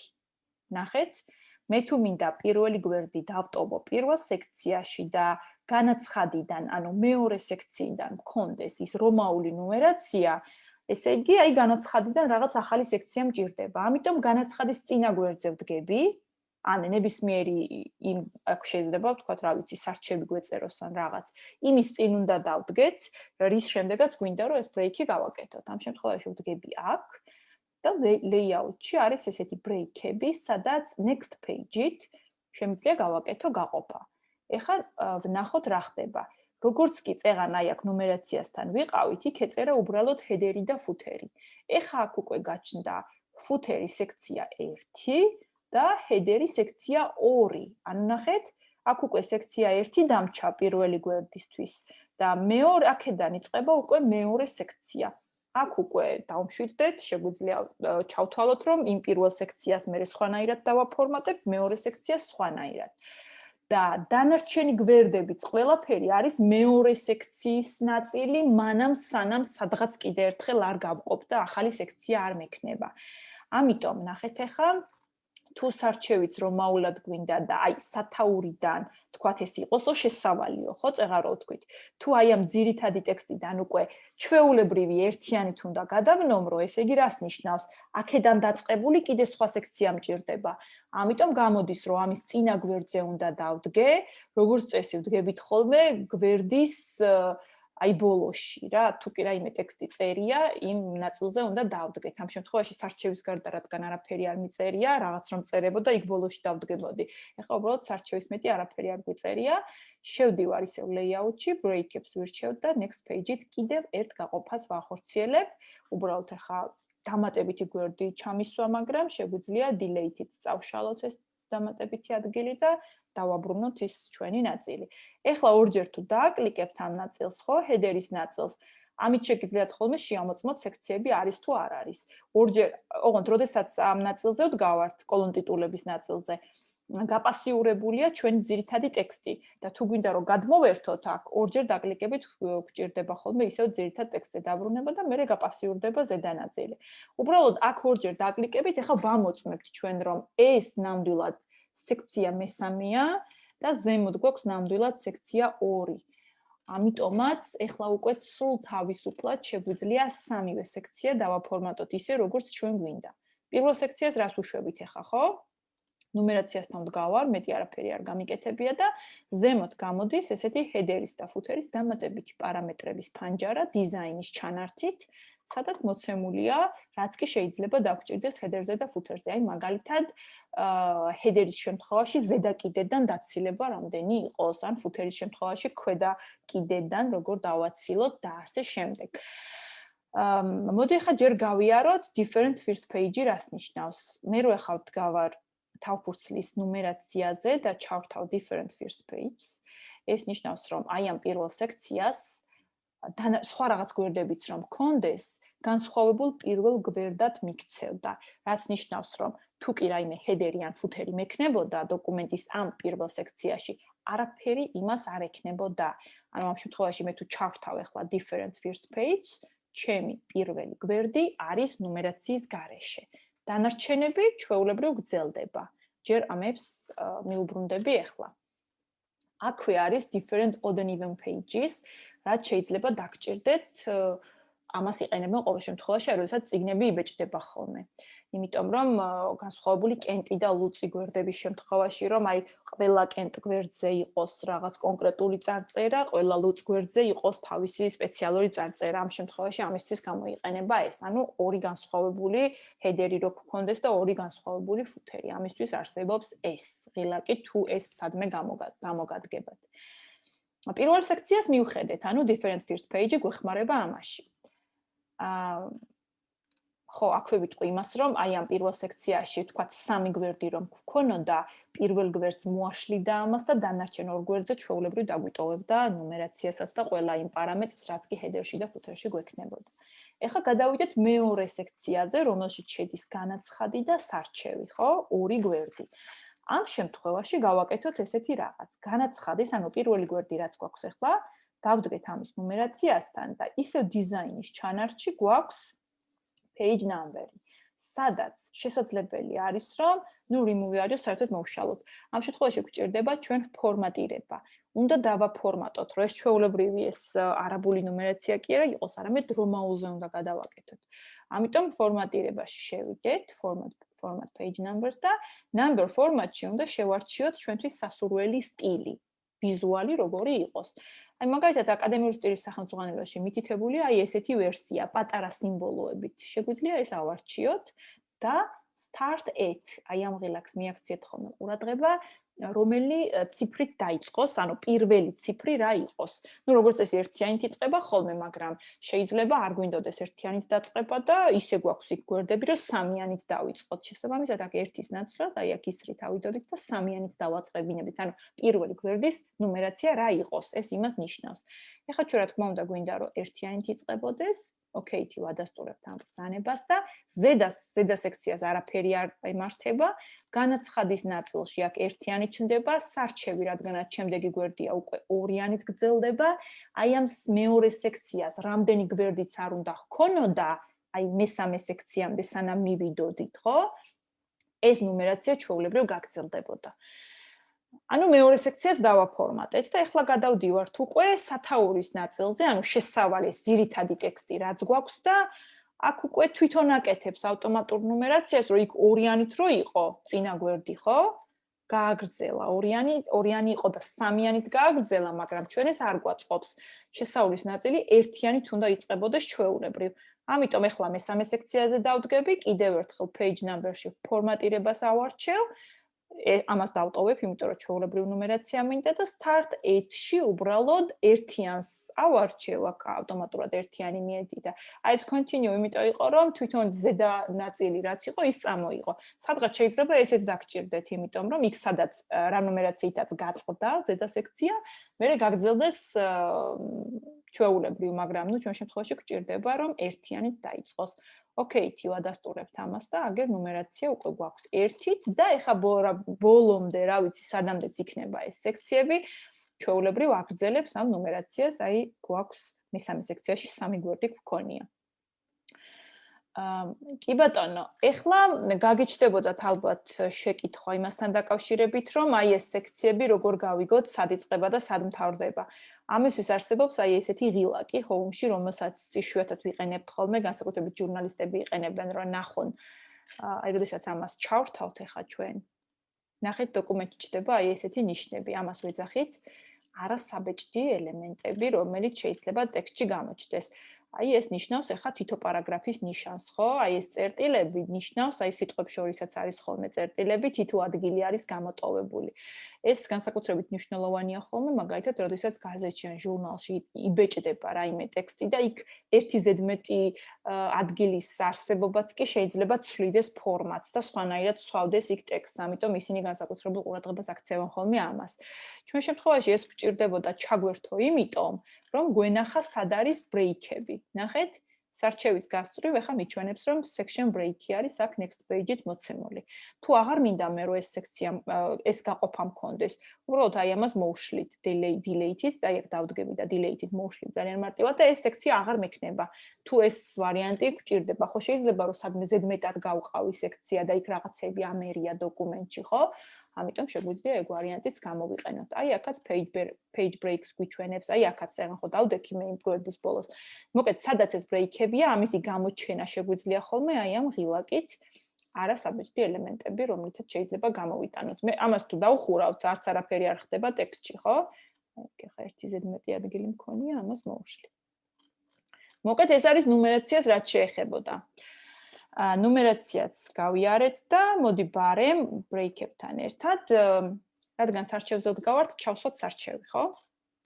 წეგნად ჩვენ ჰედინგები უკვე მივანიჭეთ, ნუმერაცია უკვე გვაქვს და მოდი ბარემ ჩავსვათ სარჩევი. ეხლა სარჩევის ჩასმა როგორ ხდება? ამისთვის უბრალოდ enter-ით ჩამოვალ ახლა მე აქ რომ ამ ადგილას ჩავსვათ. reference-ში არსებობს table of contents, ესეთი ღილაკი, სადაც კიდევ ვიმეორებ, ჰედინგებად მონიშნული სათაურები შეგვიძლია გამოვიტანოთ მარტივად ჩვენს დოკუმენტში. ამისთვის table of contents ავარჩევთ და მაგალითად პირველივე ვარიანტი ავტომატურად ჩასმადი ეს სარჩევი რაც არის, ამას თუ ავარჩევთ, ხო? ნახეთ, ერთადერთი ჩვენ რაც მოგვიწევს არის ის, რომ აი ეს content-ი წავშალოთ, იმიტომ რომ ეგ სარჩევი უკვე მიწერია და ინგლისურად ამის არსებობა არ არის საჭირო. და ეხლა თუ შეხედავთ განაცხადი სარჩევი სათაური 1, ჰედინგი ერთებით გვქონდა გაკეთებული, ამიტომაც პირველი დონის სათაურად არის გაკეთებული, სათაური 2, რადგანაც მეორე დონის იყო ესე შეწეულია და მეორე დონის სათაურად არის და მესამე დონის სათაური შესაბამისად არის წარმოდგენილი. რაც შეეხება ნუმერაციას, აქ ხედავთ რომ პირდაპირ წამოიღო გვერდის ნუმერაცია. უბრალოდ, ეხლა აქ გეტყვით ესეთ რაღაცას. ვთქვათ, აღმოჩნდა რომ მოგაცრავად. თქვათ აღმოჩნდა რომ აი ეს სათაური მეორე. მოდი უბრალოდ enter-ით ჩავიტან ქვემოთ, ქვედა გვერდზე. ანუ მეორე გვერდზე. ვთქვათ, აღმოჩნდა რომ იქ რაღაც ტექსტები ჩავამატე, რაღაც რედაქტირება მოვახდინე, ან შეიძლება პირიქით ამოვაკელი რაღაც ინფორმაცია, ხო? და ეხლა ჩვენ თუ მივალთ ისევ სარჩევთან, აქ ისევ პირველი გვერდი წერია, იმიტომ რომ ამას ჭირდება განახლება. ავტომატურად კი აკეთებს ამ ყველაფერს, მაგრამ მე რო ეხა უცებ მეორე გვერდზე გადავიტანე, ეს ესევე ვერ მიხვდება, მე თუ არ ვუთხარი, ხო? ამიტომაც სარჩევთან როგორც კი დავდგებით, აქ არის update table, ესეთი ღილაკი. სადაც გვაქვს ორი ვარიანტი. ერთი, მხოლოდ სარჩევის გვერდების რედაქტირება. ამაში იგულისხმება, რომ ყველა თავი იგივე დამრჩა, მაგალითად, სარჩევის შემთხვევაში და მხოლოდ გვერდების ნუმერაცია შემეცვალა, იმიტომ რომ რომელიღაც თავმა გადაინაცვლა სადღაც სხვა გვერდზე, ამ შემთხვევაში ავარჩევდი ამას. ეხლა ჩვენ შემთხვევაში ეგ მოხდა, თავები იგივე გვაქვს, ამიტომ იყოს პირველივე და OK-თი დავადასტურებ. აი ნახეთ, აქ უკვე ორიანები გაჩნდა, იმიტომ რომ მეორე გვერდზე არის ეს ჩვენი სათაური. და მეორე ბრძანება არის updating type table, რაც ნიშნავს, რომ აი მაგალითად მე რომ მესამე სათაური საერთოდ ამოვიღო და მე გავაჩინო რაღაც მეოთხე სათაური, მეხუთე სათაური და ასე შემდეგ, ამ შემთხვევაში მარტო ნუმერაციის ცვლილება აქ ხო ვერაფერს ვერ მიშველი და ამ ნუმერაციას შევცვლიდი მარტო. ამიტომ მთლიანი სარჩევი უნდა განმიახლებინა და აქ ავტომატურად გამოაჩენდა იმ დამატებულ თუ წაშლილ, წაშლილ თავებს ამოშლიდა და დამატებულ ჩვეულებრივ ჩასვავდა. ამას მიაქციეთ ხოლმე ყურადღება, თუ კი ესეთი ვარიანტი დაგჭირდებათ დოკუმენტში მუშაობის დროს. და ეხლა თუ შევხედავთ ამ ჩვენს სარჩევს, დამერწმუნებით რომ ასე უფრო ვიზუალურადაც კარგად გამოიყურება, ჩასასმელოდაც ძალიან მარტივია, რედაქტირების შემთხვევაში განახლებაც ძალიან მარტივია და კიდევ ერთი ბონუსი, ასე ვთქვათ, ამ სარჩევს აქვს ის, რომ კლავიატურაზე თუ კონტროლის ღილაკს დააწვევით და აი მაგალითად მეორე სათაურზე დააკლიკებთ, ავტომატურად გადაყავხართ ამ სარჩევს იმ თავზე, რომელიც მონიშნეთ, იმიტომ რომ ეს არის ნავიგაციისთვისაც მნიშვნელოვანი ელემენტი და თქვენ თუ აი ამ ფაილს მერე PDF-ად გადააქცევთ, იქაც კი სათაურზე დაკლიკებისას ავტომატურად გადახვალთ იმ კონკრეტულ თავზე. ეხლა ამ შემთხვევაში დამერწმუნებით, რომ როდესაც განსაკუთრებით დიდი მოცულობის დოკუმენტებია ხოლმე, იქ უფრო მეტად მნიშვნელოვანია, აი ესე ცალკე რო არ ჩამოვსკროლოთ და თავიდან თავზე რო არ გადავიდეთ, პირდაპირ ერთი კლიკით გადავალთ ხოლმე ამ კონკრეტულ სათაურზე, რაც ჩვენ გვინდა და რასაც ჩვენ ვეძებთ კონკრეტულ დოკუმენტში. კარგით. ეს მინდოდა მეთქვა, კიდევ მინდა გითხრათ ეხლა თქვენ ესეთი რაღაც. აქ რომ ჩავსვი ეხლა მე აი ეს გრაფიკი. ამ გრაფიკს ჭირდება აუცილებლად თავისი სათაური.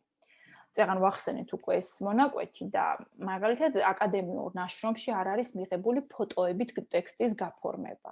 Ну ეს ფოტო არის ხოლმე პრეზენტაციებში მიღებული, მაგრამ თუ დოკუმენტში გვჭირდება რაღაც ვიზუალური ელემენტი, ეს შეიძლება იყოს ცხრილი, ეს შეიძლება იყოს დიაგრამა, გრაფიკი და ასე შემდეგ. ანუ ინფორმაციული სახის ვიზუალური ელემენტი, რომელიც აი ხა ამას რო ვუყურებთ, ხვდებით რომ არის კონკრეტული ქვეყნების მიხედვით რაღაც მაჩვენებელი და ამ შემთხვევაში ეს არის კოვიდის кейსები, კოვიდის შემთხვევები, უბრალოდ მაინც აქტუალური საკითხია. ამიტომ მოვიტანე ეს და ამას აუცილებლად სჭირდება ეხა თავისი სათაური და თუ ესეთი ერთი მაინც გვექნება დოკუმენტში, თავისი სარჩევიც სჭირდება. ეხა როგორ შეიძლება გაკეთდეს ეს? ამისთვის არსებობს ესეთი მარტივი ბრძანება. უნდა მოვნიშნოთ უბრალოდ ეს ჩვენი ჩასმული გრაფიკი იქნება თუ ცხრილი არ აქვს მნიშვნელობა და reference-ში არის insert caption, აი ესეთი ბრძანება, ანუ სათაურის შექმნა. ამ შემთხვევაში ვიზუალური ელემენტისთვის სათაურის შექმნა. insert captions თუ ავარჩევთ, აქ ავტომატურად წერია ფიგურა 1. ეს ფიგურა 1, ну ინგლისურად არის და არ გჭირდება, გვინდა რომ ქართულად ეწეროს, ხواسია. ამისთვის უნდა ავარჩიოთ new label, ანუ label-ი, ესეთი სიტყვა შეგვიძლია გამოვიყენოთ და ამ ახალი label-ის მითითებისას ჩავწეროთ რისი ჩაწერაც გვინდა. new labels ავარჩევ და აი აქ label-ის სახელში უნდა ჩავწეროთ ეს გრაფიკია, ცხრილია, დიაგრამა, თუ რა არის, ხო? ამ შემთხვევაში მოდი დავარქვათ გრაფიკი, ქართულად გრაფიკი. 1 2 3 ესეთი ნუმერაცია არ ჭირდება, იმიტომ რომ თვითონ მიანიჭებს მე ამ ნუმერაციას. ეს იქნება ახლა ჩვენ შემთხვევაში პირველი, რადგან ამის ზემოთ არანაირი გრაფიკი არ მაქვს, მაგრამ თუ ამის ზემოთ ახლა ხო ვარ მე 6 გვერდზე ვარ, სადღაც მე-4 გვერდზე თუ რომელიმე გრაფიკი ჩავსვი და იმასაც გრაფიკი მივანიჭე, აი ეს label-ად, ის გახდება პირველი და ეს მეორე ავტომატურად და თუ ამის შემდეგ ჩავსვი სადღაც მე-10 გვერდზე, ის იქნება ეს იქ დარჩება პირველი და ის ბოლოში მეორე გახდება. ამიტომ ამ ნუმერაციას თქვენ არ ეხებით. თავარია რომ ლეიბლის სახელი ჩაწეროთ, თქვათ გრაფიკი. ოკეითი დავადასტუროთ ეს ბრძანება, აი ხედავთ უკვე რომ გრაფიკი 1, ესე დაწერა. შეგვიძლია 2 წერტილი მივაწეროთ და დავწეროთ სათაური, რას წარმოადგენს ეს გრაფიკი, ანუ რატომ ჩავსვი, რისი ჩვენება მინდა მე ჩემი მკითხველისთვის, ხო? მაგალითად ამას მივაწეროთ ესეთი რაღაც COVID-19-ის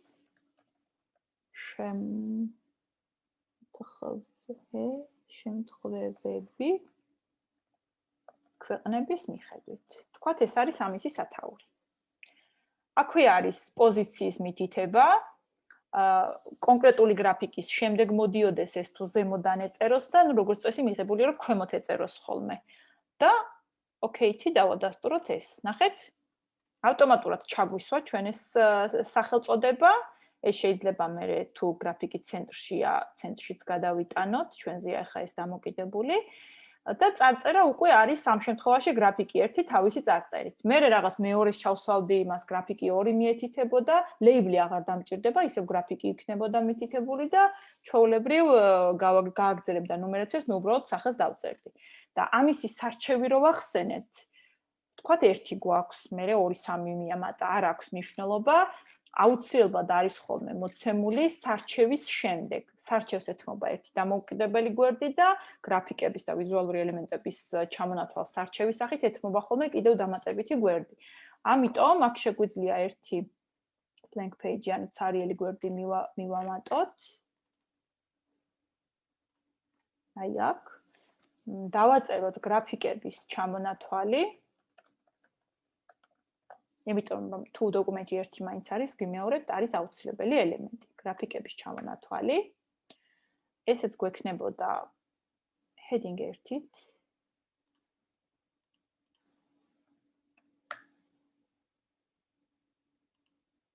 პარალელურად რამე შეკითხვები თუ გაქვთ, შეგიძლიათ კითხოთ და შემაჩეროთ.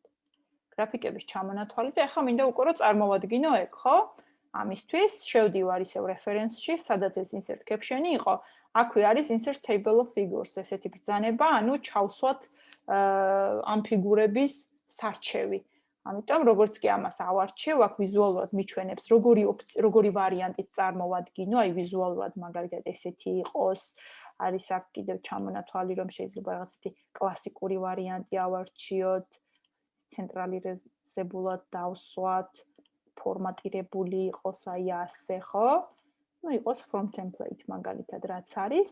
ოკეითი დავადასტუროთ და ნახეთ, როგორც სარჩევის შემთხვევაში წამოიღო, ისე მოაქვს ამ ვიზუალური ელემენტების შემთხვევაშიც გრაფიკი 1, თავისი სახელწოდება და გვერდის ნომერი.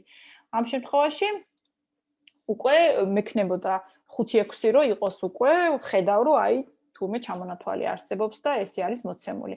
და აქაც კლავიატურაზე კონტროლის ღილაკს თუ დავაწვევი და ამ გრაფიკს დავაკლიკებ, ავტომატურად წამიყვანს და მაჩვენებს ამ გრაფიკს ტექსტში სად არის მოცემული. ესეთი მარტივი ხერხი არსებობს ვიზუალურ ელემენტებზე სათაურების გაკეთების და წარწერების გაკეთების. კიდევ ერთი წერან მაგალითად ვახსენე სარჩევი, ხო? სარჩევის შემთხვევაში რა შეიძლება გაკეთდეს? ნუ სარჩევი ჩვენ ვახსენეთ რომ მაგალითად ციტირების შემთხვევაში გამოიყენება ხოლმე, როდესაც იქ წყაროებს ვუთითებთ, მაგრამ ძალიან ბევრი დამატებითი ფუნქცია აქვს სკოლიოს, როდესაც სკოლიოში შეგვიძლია რაიმე განმარტებები, თუნდაც თარგმანი, მოვლენებთან დაკავშირებული ინფორმაცია ჩავიტანოთ ხოლმე, განსაზღვრებები, რაღაც საკითხების, ხო? ამ შემთხვევაში აი თქვათ აკადემიური მუშაობის ტექნიკები არის საკითხი, რომელიც მინდა რომ სკოლიოში ჩავიტანო და განმარტო, ხო? რას ვაკეთებ? ვდგები უბრალოდ აი აქ ბოლოში, ამ ტექსტის ბოლოში და რეფერენსში გვაქვს insert footnote და insert endnote.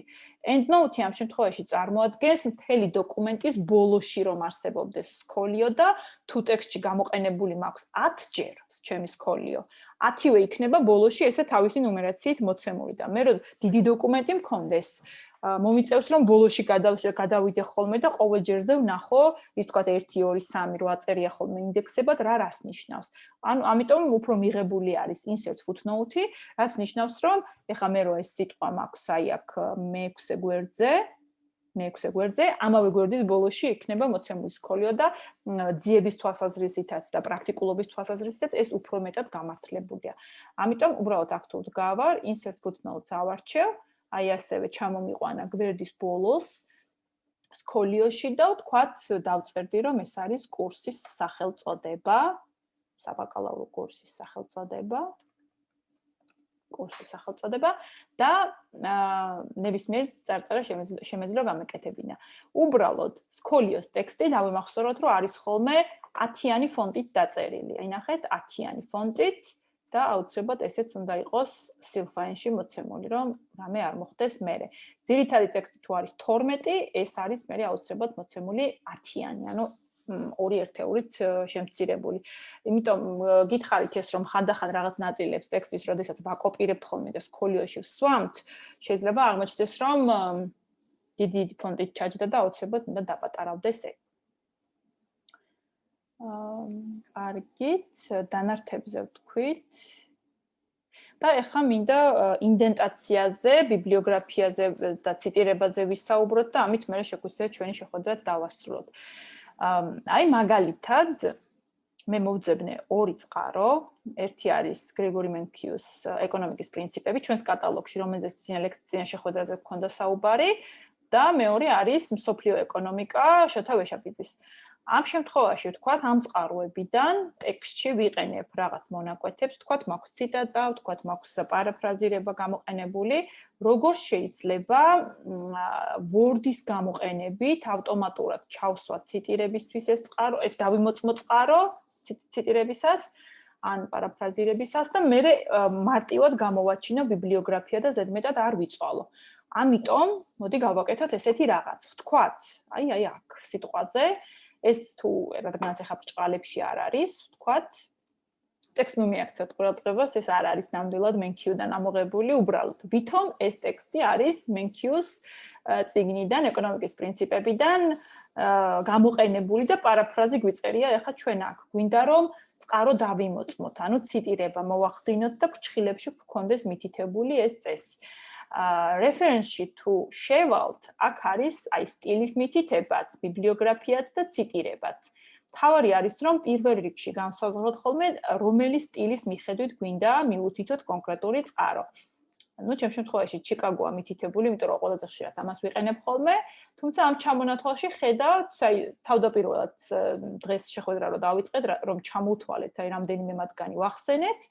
კიდეც და ერთ-ერთი არის ჩიკაგო სტილი, რომელიც მე-16 გამოცემა, რომელიც უკვე მე-17-იც არის ამ შემთხვევაში, ილიანის აკადემიური სტილი არის დაფუძნებული ჩიკაგოს სტილზე. ამიტომ თუ თქვენ აარჩევთ ჩიკაგოს, მარტივად შეგიძლიათ ხოლმე გააკეთოთ ციტირებას და მერე ჩასვათ ბიბლიოგრაფიად. იყოს ჩიკაგოს სტილი, დგავარ აი აქ, კიდევ ვიმეორებ და insert citations თუ ავარჩევთ, add new source და ამ ბრძანებას გამოვიყენებთ, ანუ ახალი წყაროს დამატება გვინდა.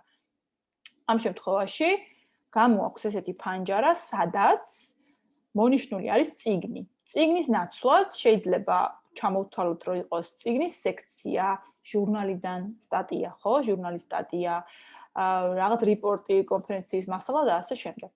იყოს მაგალითად წიგნი, იმიტომ რომ მენკიუ ამ შემთხვევაში არის წიგნი, ხო? მოდით დავიწყოთ ახლა ველების შევსება და ვნახოთ რა ველები გვაქვს და რა ველები არ გვაქვს.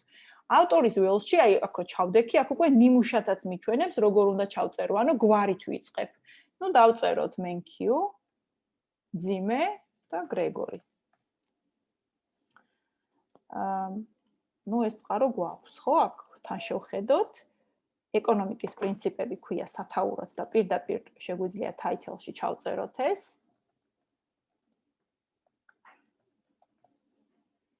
წელი. ეხლა გადავიდეთ, ვნახოთ წელი, ეს არის 2008, თბილისი, დიოგენე. ამიტომ გადმოვალ, წელში დავწერ 2008-ს, ქალაქში დავწერ თბილისი, publisher-ში, გამომცემლობაში დავწერ დიოგენეს. უბრალოდ აქ ნახეთ რა არის გრეგორი მენკიუს გასწვრივ, ეს თუ ავტორია, ანა ახვლედიანი გვიწერია როგორც რედაქტორი. რა თქმა უნდა, ჩვენ ეს არ უნდა დავკარგოთ, ანა ახვლედიანი აუცილებლად უნდა მივუთითოთ. ოღონდ ეხლა შევხედოთ, აქ ველი არ არის ამისთვის. სამაგიეროდ show all bibliography fields რაც არის, ამას თუ ჩავრთავთ, დამატებითი ველები გამოაქვს, საკმაოდ ვრცელი თანაც, რა შეიძლება შეგხვდეს წყაროს შემთხვევაში. ამიტომ ეხლა ჩვენ გვჭირდება რედაქტორი თუ არის სადმე, აი ედიტორთან შეგვიძლია ჩავწეროთ ანა ახვლედიანი და აქაც გვიჩვენებს, რომ გვარით უნდა დავიწყოთ. ამიტომ შეგვიძლია დავწეროთ ახვლედიანი ანა, შეგვიძლია მძიმითაც დავწეროთ, პრინციპში ის მძიმე მე არსად არ ჩანს. თუ ეს რაღაც კონკრეტული თავებიც გვექნებოდა, ნუმერაცია გვექნებოდა, ყველაფერს ჩავსვავდით და აქვე მინდა შეგახე. აი გამოცემა მაგალითად edition-ში გვეწერა მე მგონი თუ არ იყო. მეორე ქართული გამოცემა, აი ეს შემიძლია პირდაპირ დავაკოპირო მაგალითად, ხო? მეორე ქართული გამოცემა, აი edition-ში გამოცემაში შემიძლია ჩავწერო ეს. რამე კომენტარი? აი ეს მინდა და მეჩვენებინა. ელექტრონული რომ ყოფილიყო, აი აქ პირდაპირ links ჩავაკოპირებდით და day access რო აწერია თვეზე. ნახეთ, წელი, თვე და დღე არის მისათითებელი, რომ ელექტრონული შემთხვევაში ჩვენ ვიცით, როდესაც წყაროს ვუთითებთ და linki გვაქვს, links აუცილებლად ჭირდება ხოლმე წვდომის თარიღი, ანუ როდის გქონდა ჩვენ შეხება ამ კონკრეტულ წყაროსთან. ამიტომ აი აქ თუ links ჩავწერდით, შესაბამისად დღე, თვე და წელი უნდა ჩაგვეწერა აი აქ და მე ავტომატურად გამოიტანდა ამ მონაცემს. და წითლად არის მოცემული, როგორც ხედავთ, ყველა ის სავალდებულო ველი, რაც კი აუცილებლად უნდა იყოს შევსებული. თუ მე ამ კონკრეტულ წიგნზე მორჩი ჩანაწერის გაკეთებას, OK-ით დავადასტურებ ამ ბრძანებას და აი აქ ხედავთ, რომ MenQ 2008 ჩხილებში მიეთითა. აქვე ერთ შენიშვნას გეტყვით. ეს რომ ყოფილიყო, აქ რომ მქონოდა მე ხა ციტატა, ანუ ბრჭყალები და ციტატის შემთხვევაში იცით, რომ ბრჭყალების მერე წყაროს, როდესაც ვუთითებთ, იქ გვერდის ნომერიც გვჭირდება. პარაფრაზთანაც გვჭირდება ტექსტიდან, აი რომ 250 გვერდიანი წიგნიდან რომ 42 გვერდიდან ამოვიღე ეს კონკრეტული ციტატა, ეს 42 სადღაც უნდა მივუთითო და ეს სადღაც არის ტექსტში მითითებისას აი აქ გამოსაყენებელი. ამიტომ აუცილებელია რომ ეგ ჩავრთოთ და თუ აი აქ დავაკლიკებთ, ნახეთ, აი ესეთი ფანჯა პატარა ის არის ჩნდება. აქ დაკლიკებით edit-ი არის, ანუ რედაქტირება შეგვიძლია ჩავრთოთ და ნახეთ ავტორი, წელი და სათაური. და გვერდის შემთხვევაში, ანუ რა ჩავრთოთ, ამას გვეუბნება და გვერდის შემთხვევაში შემიძლია დავწერო, აი წეგნავს 42 გვერდი ვთქვი, ვთქვათ 42 გვერდზე იყო ეს კონკრეტული ტექსტი, რისი პარაფრაზის აქ მაქვს, ან ის ციტატა, რაც ვთქვათ აქ მექნებოდა. უბრალოდ ციფრს ჩავწერ, OK-ით ვადასტურებ და ნახეთ რა მოხდა. MenQ 2008 ჩვეულებრივ დარჩა, მძიმე გაჩნდა და 42 მიეწერა, იმიტომ რომ აკადემიური სტილის მიხედვით, ილიონის და ჩიკაგოს სტილის მიხედვით მითითება ხდება ასე. MenQ შემდეგ არანაირი მძიმე არ ჭირდება, ოღონდ ანუ ავტორის შემდეგ არა, წლის მერე გვაქვს ხოლმე ეს მოცემული. ეხლა ნახეთ, თუ მე სადღაც აი ამ მეორე აბზაცის შემდეგ, იდეაში არ არის მართებული რომ მე ყოველი აბზაცის ბოლოს ციტატები მქონდეს და წყარო დამოწმებული, მაგრამ ვთქვათ ეს სადღაც მე-10 გვერდზეა და აქ მჭირდება ეხლა ციტირება იგივე წყაროდან. ამ შემთხვევაში ციტირებაში თუ შევალ, ნახეთ აქ უკვე ჩანს ეს კონკრეტული წყარო და აღარ მჭირდება კიდე ერთხელ MenQ-ს წიგნის შესახებ ინფორმაციის შეტანა. შესაბამისად, ერთხელ დავაკლიკებ ამას და ავტომატურად ჩაჯდება. აქ შეიძლება ვთქვათ რეზიუმე მქონდა და გვერდი არ მჭირდება, შემიძლია გვერდის გარეშე დავტოვო. თავარი არის ის, რომ წყარო ერთხელ უკვე შევიტანე Word-ის ფაილში, სისტემაში ეს უკვე არის და რამდენჯერაც სადმე დამჭირდება, შემიძლია მივუთითო. მაგრამ რა ხდება იმ შემთხვევაში, თუ ახალი წყარო უნდა დავამატო, ხო? ამ შემთხვევაში ვდგები უბრალოდ თქვათ აი ამ აბზაცის ბოლოს insert site-ში ციტირებაში შევდივარ და ამ წყაროს ნაცვლად ისევ add new source აი ამას ავარჩევ და შეიძლებოდა ეს ისევ წიგნი ყოფილიყო, შეიძლება ჟურნალი ყოფილიყო და ასე შემდეგ ეს მეორე წყარო ვნახოთ რა მაქვს ახლა მე სოფლიო ეკონომიკა ვეშაპიძე შოთა ესე ჩვეულებრივი წიგნია, ხო? მოდი უცებ შევიტან ამ ინფორმაციას და მე ბიბლიოგრაფიაში გაჩვენებთ. ვეშაპიძე შოთა, სათაური იყო სოფლიოს ეკონომიკა. ეხლა ვნახოთ წელი და გამოცემის ინფორმაცია. აი ნახეთ, ესეთი ვარიანტით შეიძლება შეგხვდეთ. კვადრატულ ფრჩხილში არის მოცემული ვერჟე. ეს რას ნიშნავს? არ არის დაზუსტებული ინფორმაცია გამომცემლობის შესახებ და სავარაუდოდ ეს არის ვერჟე. ამიტომაც არის კვადრატულ ფრჩხილში და თუ ეს არ იქნებოდა და პირდაპირ ეწერებოდა, ესე იგი არის ნამდვილად ვერჟე. უბრალოდ სადღაც ფიგურირებდა აშკარად და აქ უკვე როდესაც კატალოგისტები ამ ინფორმაციას გადიან ხოლმე, სავარაუდოდ ჩათვალეს, რომ ეს არის ის ინფორმაცია. ჩატში გვაქვს ამასობაში. ნათია მეკითხება, რომელი წლის როგორც იყენებთ. ამ შემთხვევაში ჩემი არის 2016-ის ნათია. ანუ 2008 თბილისი ვერჟე, აქაც დავწეროთ 2008 ქალაქში თბილისი და publisher-ში ჩვენც გამოვიყენოთ ეს კვადრატული ფრჩხილები.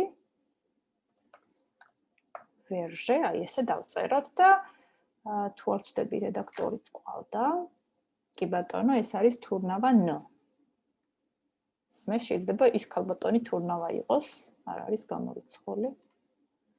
და ედიტორში დავწეროთ თურნავა N, ოღონდ არ ვიცით ახლა ჩვენ ხო ეს N ვინ არის.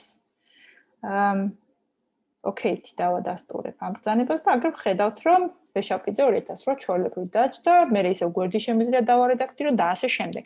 მოკლედ, ამ ციტირებას ვიყენებ იმდენჯერ, ამდენჯერაც გჭირდება. თუ მხოლოდ ეხლა ნახეთ, აქ უკვე მეორე წყაროც გაჩნდა, ვეშაპიძეც არის, მენქიოც. 15 და 20 წყარო რომ მქონდეს, ყველა იქნებოდა და ერთი დაკლიკებით მარტივად შემეძლო ჩამესვა ტექსტში, სადაც კი დამჭირდებოდა. ეს არის, როცა ტექსტში ვუთითებ და ეხლა თუ ბიბლიოგრაფია მინდა, მაგ შემთხვევაში რას ვაკეთებ, ხო? სტილს რა თქმა უნდა არ ვცვლი. მივდივარ აი დოკუმენტის ბოლოში. მოდი დავამატოთ ახალი გვერდი, იმიტომ რომ ბიბლიოგრაფია ახალი გვერდიდან იწერება ხოლმე. და ისევ რეფერენსში, სადაც ციტირებას ვახდენდით, აქვე არის ბიბლიოგრაფია.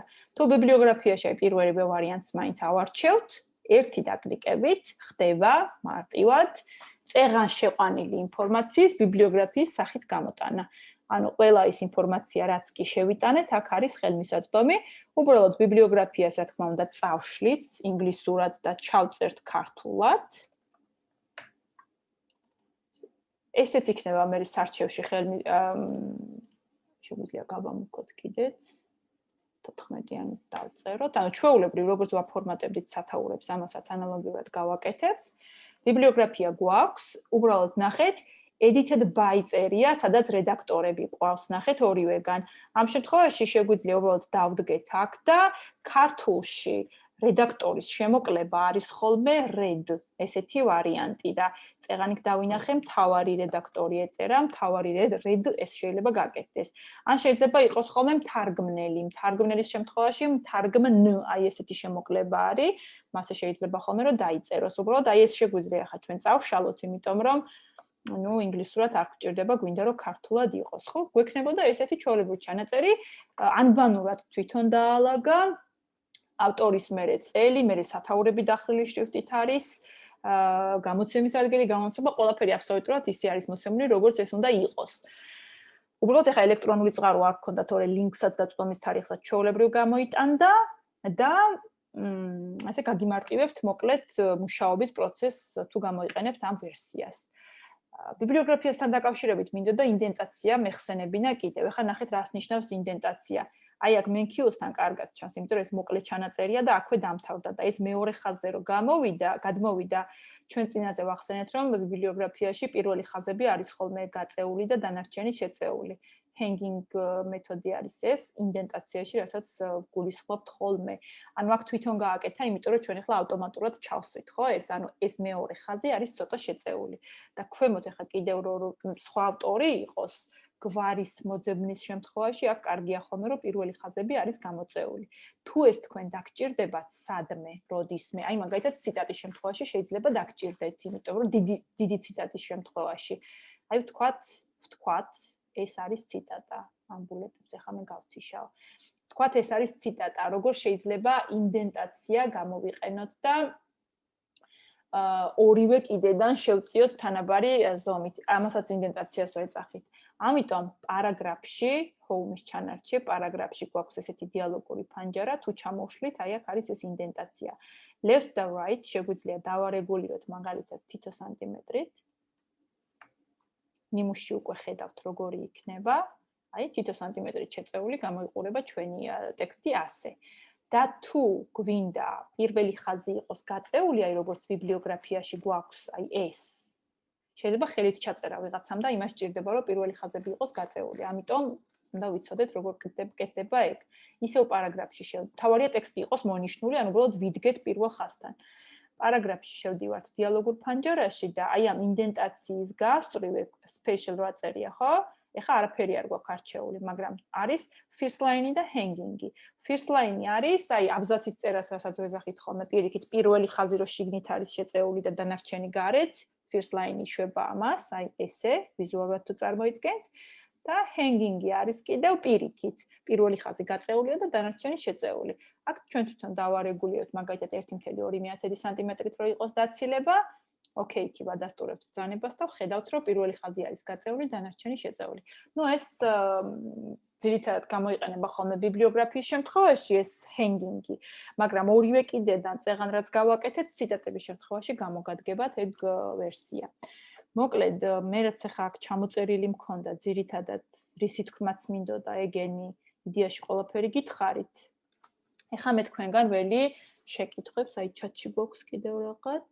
მადლობაო, არაფრის. რაც დღეს ვისაუბრეთ ახლა, ეს დარწმუნებული ვარ, რომ გამოგადგებათ ხოლმე, იმიტომ რომ ეს ის საკითხებია აკადემიური სტილი, რასაც მოიცავს და რომლის მიხედვითაც ვაფორმატირებთ ხოლმე ტექსტებს. და მე ჩვეულებრივ დოკუმენტს ფაილიდან save-ით და აი რა განსხვავებაა save-სა და save-ს შორის, ვთქვათ. შენახვის ბრძანება არის ორივე, ხო? აი ესეც შენახვა და კლავიატურიდან Ctrl+S-ით შენახვა. უბრალოდ პირველად, როდესაც ვინახავთ, ჯობია ხოლმე რომ file და save-ზე გამოვიყენოთ, იმიტომ რომ კეთი არაფრის. save-ის შემთხვევაში თქვათ დესკტოპზე კონკრეტული ადგილი განვუსაზღვრო, შევინახო და დავარქვა კონკრეტული სახელი და save-ით შევინახავ. და save-ი უკვე save-ის ნაცვლად ნიშნავს, რომ აი ამ დოკუმენტს რო შაბლონი ჰქვია, ამავე დოკუმენტში ჩვეულებრივ შევინახავ ხოლმე ეტაპობრივად. მე ჩემს სტუდენტებს ყოველთვის ვაფრთხილებ, რომ მაგალითად არის ხშირად სიტუაციები, რომ დოკუმენტი დავკარგე, ამბობენ, რაღაც ვეღარ ვიპოვე, სად არის, წამეშალა და ასე შემდეგ, ხო? ამიტომ ეტაპობრივად უნდა ყოველთვის შევინახოთ ხოლმე ჩვენი დოკუმენტი და ვიცოდეთ, სად არის და როგორ მივაგნოთ. ამიტომ პირველი თუ save-ით არის განსაზღვრო, სად ვინახავ, რა სახელით ვინახავ, save-ით უკვე პირდაპირ იმ დოკუმენტში ვახდენ შენახვას. და save-ს Adobe PDF-ი არის, რომ პირდაპირ PDF-ად გადავაქციოთ და შევინახოთ როგორც PDF-ით და განსხვავება ვიცით, ხო? Word-ის დოკუმენტში თუ რედაქტირება ხდება, PDF-ის დოკუმენტში უკვე იქ რედაქტირება არ ხდება და მაგალითად რაღაც ხელმოწერილი დოკუმენტი თუ გვაქვს მით უმეტეს შეგვიძლია პირდაპირ გადავაგზავნოთ და არავინ აღარ შეცვლის იქ არაფერს. თუმცა იქ რაღაც PDF-ის რედაქტირებაც შესაძლებელია, მაგრამ მაინც უფრო დაცული არის ეგ ვერსია. კარგით, ახლა თქვენ თუ გაქვთ შეკითხვები, დიახ. მე მინდა ისეთი რაღაც კითხოთ. სიტყვასა და სიტყვას შორის space-ები რამდენია? სუსტად არის დასასრული. კარგი შეკითხვა. და პლუს დავამატებ მაგას სასვენ ნიშანთან მიმართებაში space-ი როგორ გამოვიყენოთ, ანუ ადგილი. სიტყვასა და სიტყვას შორის აუცილებლად უნდა იყოს ერთი ადგილი, მეტი არა. იმიტომ რომ მე დაფორმატების დროს აუცილებლად შეგიშლით ხელს. აი მაგალითად აკადემიური წერის რაღაცა, ხო? ერთი ადგილი გვაქვს, ერთი space-ი გამოტოვებული. და ბოლოს მე სასვენ ნიშანს რო ვიყენებთ. სასვენი ნიშნის წინ არ არის საჭირო ადგილის გამოტოვება, ხანდახან სტუდენტები აი ესე აკეთებენ ხოლმე და მე ეს უკვე სიტყვების რაოდენობაში ეთვლებათ. აქ ხო ვიცით, რომ სიტყვებს ავტომატურად ითვლის Word-ის ფაილი და თუ მაგალითად ეუბნებიან, რომ 500 სიტყვიანი ესე გაქვთ დასაწერი, ხანდახან ესე აკეთებენ ხოლმე, რომ სასვენი ნიშნის ორივე მხარეს არის თავისუფალი ადგილი და ეს უკვე სისტემურად აღიქმება როგორც ერთი დამოუკიდებელი სიტყვა. მაგრამ მაგას რო თავით დავანებოთ, ვიზუალურად ეს არ გამოიყურება კარგად და პლუს აქ ახლა უფრო დიდი ტექსტი რო იყოს და დიდი აბზაცი, როდესაც ორივე კიდეში ვასწორებთ და ეს სიტყვები ისე გადის, რომ გასწორდეს, ანუ ფორმატირდება, ხო? მე იქ შეიძლება უფრო დიდი ადგილების გამოჩნდეს. ახლა პატარა ადგილი ჩანს, ამიტომ სიტყვასა და სიტყვას შორის თითო ადგილი და სასვენ ნიშანს როგორც კი გამოიყენებთ, ამის შემდეგაც ერთი თავისუფალი ადგილი. აუცილებლად საჭიროა. თუ არ გვექნება სასვენი ნიშნის შემდეგ ადგილი, ნახეთ რა ხდება, ორი სიტყვა აღიქმება პირიქით ერთ სიტყვად. ანუ აი ეს სექტემბერში წერტილი და მისი რაც არის, ხო? ეს არის სისტემისთვის ერთი სიტყვა. ამიტომაც ამისი დაფორმატირებაც მე სხვანაირად მოხდება, ანუ დაგიშლით, შეიძლება აი აქ აი ეს აბზაცი რო კიდე გრძელდებოდეს, ხო? და მე გასწორებას ვაკეთებ. იქ ადგილებს გააჩნია ხოლმე როგორ დატოვებს და როგორ არა. ამიტომაც აი აქ უბრალოდ ერთი ადგილი გამოვტოვოთ სასვენ ნიშნის შემდეგ. და სიტყვებს შორის აუცილებლად თითო ადგილი მეტი არა. და სიმბოლოებს შორისაც დაცილებაც შეიძლება სადმე შეგხვდეთ, არ ვიცი, შეიძლება ესეც გამოგადგეთ, ამაზეც გეტყვით. ანუ თითოეულ სიმბოლოს შორის, აი აქ მაგალითად სიტყვა ცენტრი რო წერია, აი აქ აი ამ თითო ასოს შორის რამდენი იყოს დაცილება, ხო? აი მაგალითად მარტო ამ აბზაცს მოვნიშნავ და ფონტების დიალოგურ ფანჯარაში გვაქვს ჩვენ ესეთი advanced ჩანართი, სადაც ნუ ეს scale არის სისქე უბრალოდ და spacing-ი ყოველთვის უნდა იყოს ნორმალზე დაყენებული. ანუ ეს არის დაცილება სიმბოლოებს შორის. თუ ავარჩევთ მაგალითად expanded, ეს არის უფრო გაფართოებული დაცილება. აი მაგალითად 1 კი არა ვთქვათ 1.5-ით რო გაჩვენოთ ახლა. ნახეთ სიმბოლოებს შორის როგორი დაცილებაა. შეიძლება ხანდახან რაღაც ტექსტი დააკოპიროთ ხოლმე და ესე ჩაჯდეს. ამიტომ უნდა ვიცოდეთ, რომ ფონტების დიალოგური ფანჯრიდან advanced-ში აი აქ expanded-ს ნაცვლად უნდა იყოს ნორმალი. და მე ჩვეულებრივ დაიწერება და თუ ნორმალი არ არის, შეიძლება ხანდახან condensed იყოს. ეს პირიქით ნიშნავს შემჭიდროვებულ დაცილებას. აი მაგალითად condensed რო იყოს და 1.5, ნახეთ აქ როგორ იწერება. შეიძლება ესეთი кейსიც გქონიათ, ესეთი შემთხვევა, რომ რაღაც ტექსტი დავაკოპირეთ, გადმოვიტანეთ, თუნდაც ერთი Word-ის ფაილიდან მეორეში და ნუ რაღაც ფორმატირების ელემენტები არ დაემთხვა და დაიწერა აი ასე. ანუ იმდენად ახლოს არის ეს სიმბოლოები ერთმანეთთან, რომ არ იკითხება და ეხლა შევადაროთ ამას ეს, ხო? ამიტომ ეს აუცილებლად უნდა ეწეროს spacing-ი ყოველთვის უნდა იყოს ნორმალზე არჩეული და აქ უკვე არანაირი ციფრი აღარ არის, ჩვეულებრივ ტექსტად დაბრუნდება მერე. ამასაც ხანდახან უნდა მივაქციოთ ხოლმე ყურადღება თუ ეგ დაგჭირდა. კიდევ თუ არის შეკითხვები? უკაცრავად კითხვა მაქვს, შეიძლება. აი დავუშვათ საინტერესო სტატია, რომელსაც ორიგინალს ვერ პოულობ. დიახ. ანუ და მითითებული აქვს სხვა ავტორს. ნუ ვეძებე ვერ ვიპოვე მე ეს სტატია და ამ შემთხვევაში მე როგორც ნახე თქვენ სახელმძღვანელოში ვუთითებ ჩოულებრივ ბიბლიოგრაფიაში, ოღონდ ფრჩხილებში უნდა მიუთითო, ხო მითითებულია ამის და ანუ რა წყაროში სხვა წყაროში მოხსენიებული წყაროს მითითების წესიც არის როგორც ცენტრის სახელმძღვანელოში მოცემული, ასევე აკადემიური სტილის სახელმძღვანელოში და შეგიძლიათ მაგით იხელმძღვანელოთ. აუცილებლად უნდა მიუთითოთ ეგ, კი. ანუ ფრჩხილებში ეს მითითებულია და ეს სიტყვა გამოვიყენო, ხო? მითითებულია ამის და ამის მიერ. ეხლავე გაჩვენებთ როგორ არის ეს.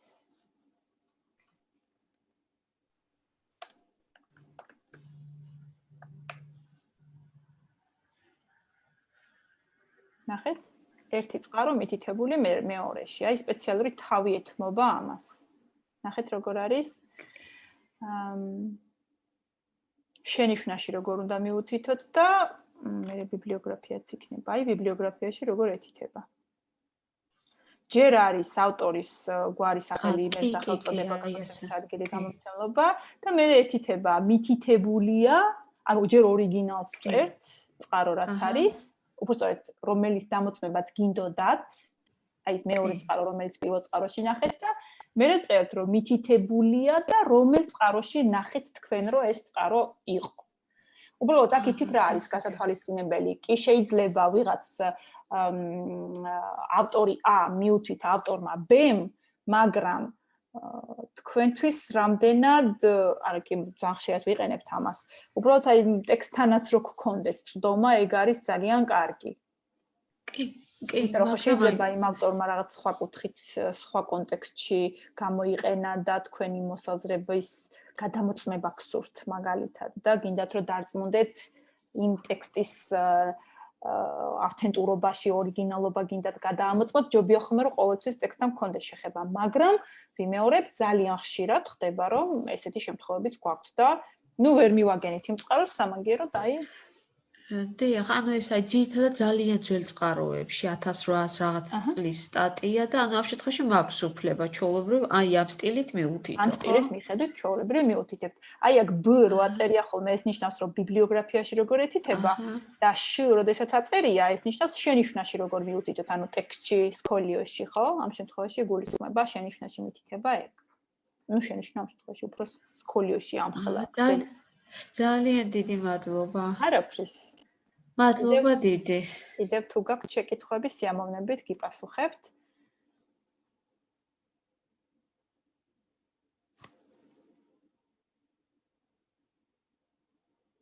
როგორც ჩანს, აღარ, ცოტა გაგვიგრძელდა კიდე შეხვედრა.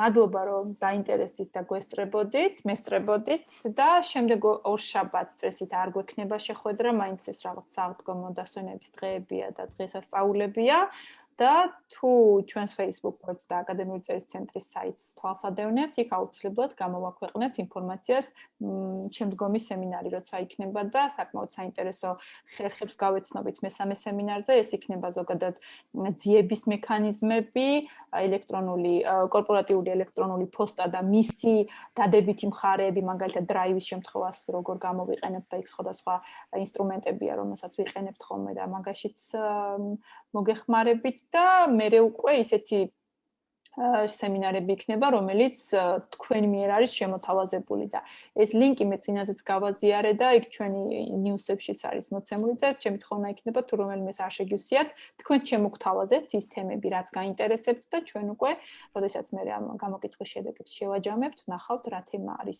თქვენთვის საინტერესო და მეოთხე სემინარიდან უკვე ამ თემებზე გადავალთ ხოლმე. ასე რომ დიდი მადლობა დრო რო გამონახეთ, ესე გვიან და გვესწრებოდით, უბრალოდ ეს კომენდანტის დრო ავიღეთ, მაინც რომ ყველა სახლში იყოს და შეეძლოს დასწრება. დიდი მადლობა თქვენ. დიდი მადლობა. წარმატებებს. დიდი მადლობა. ნახვამდის.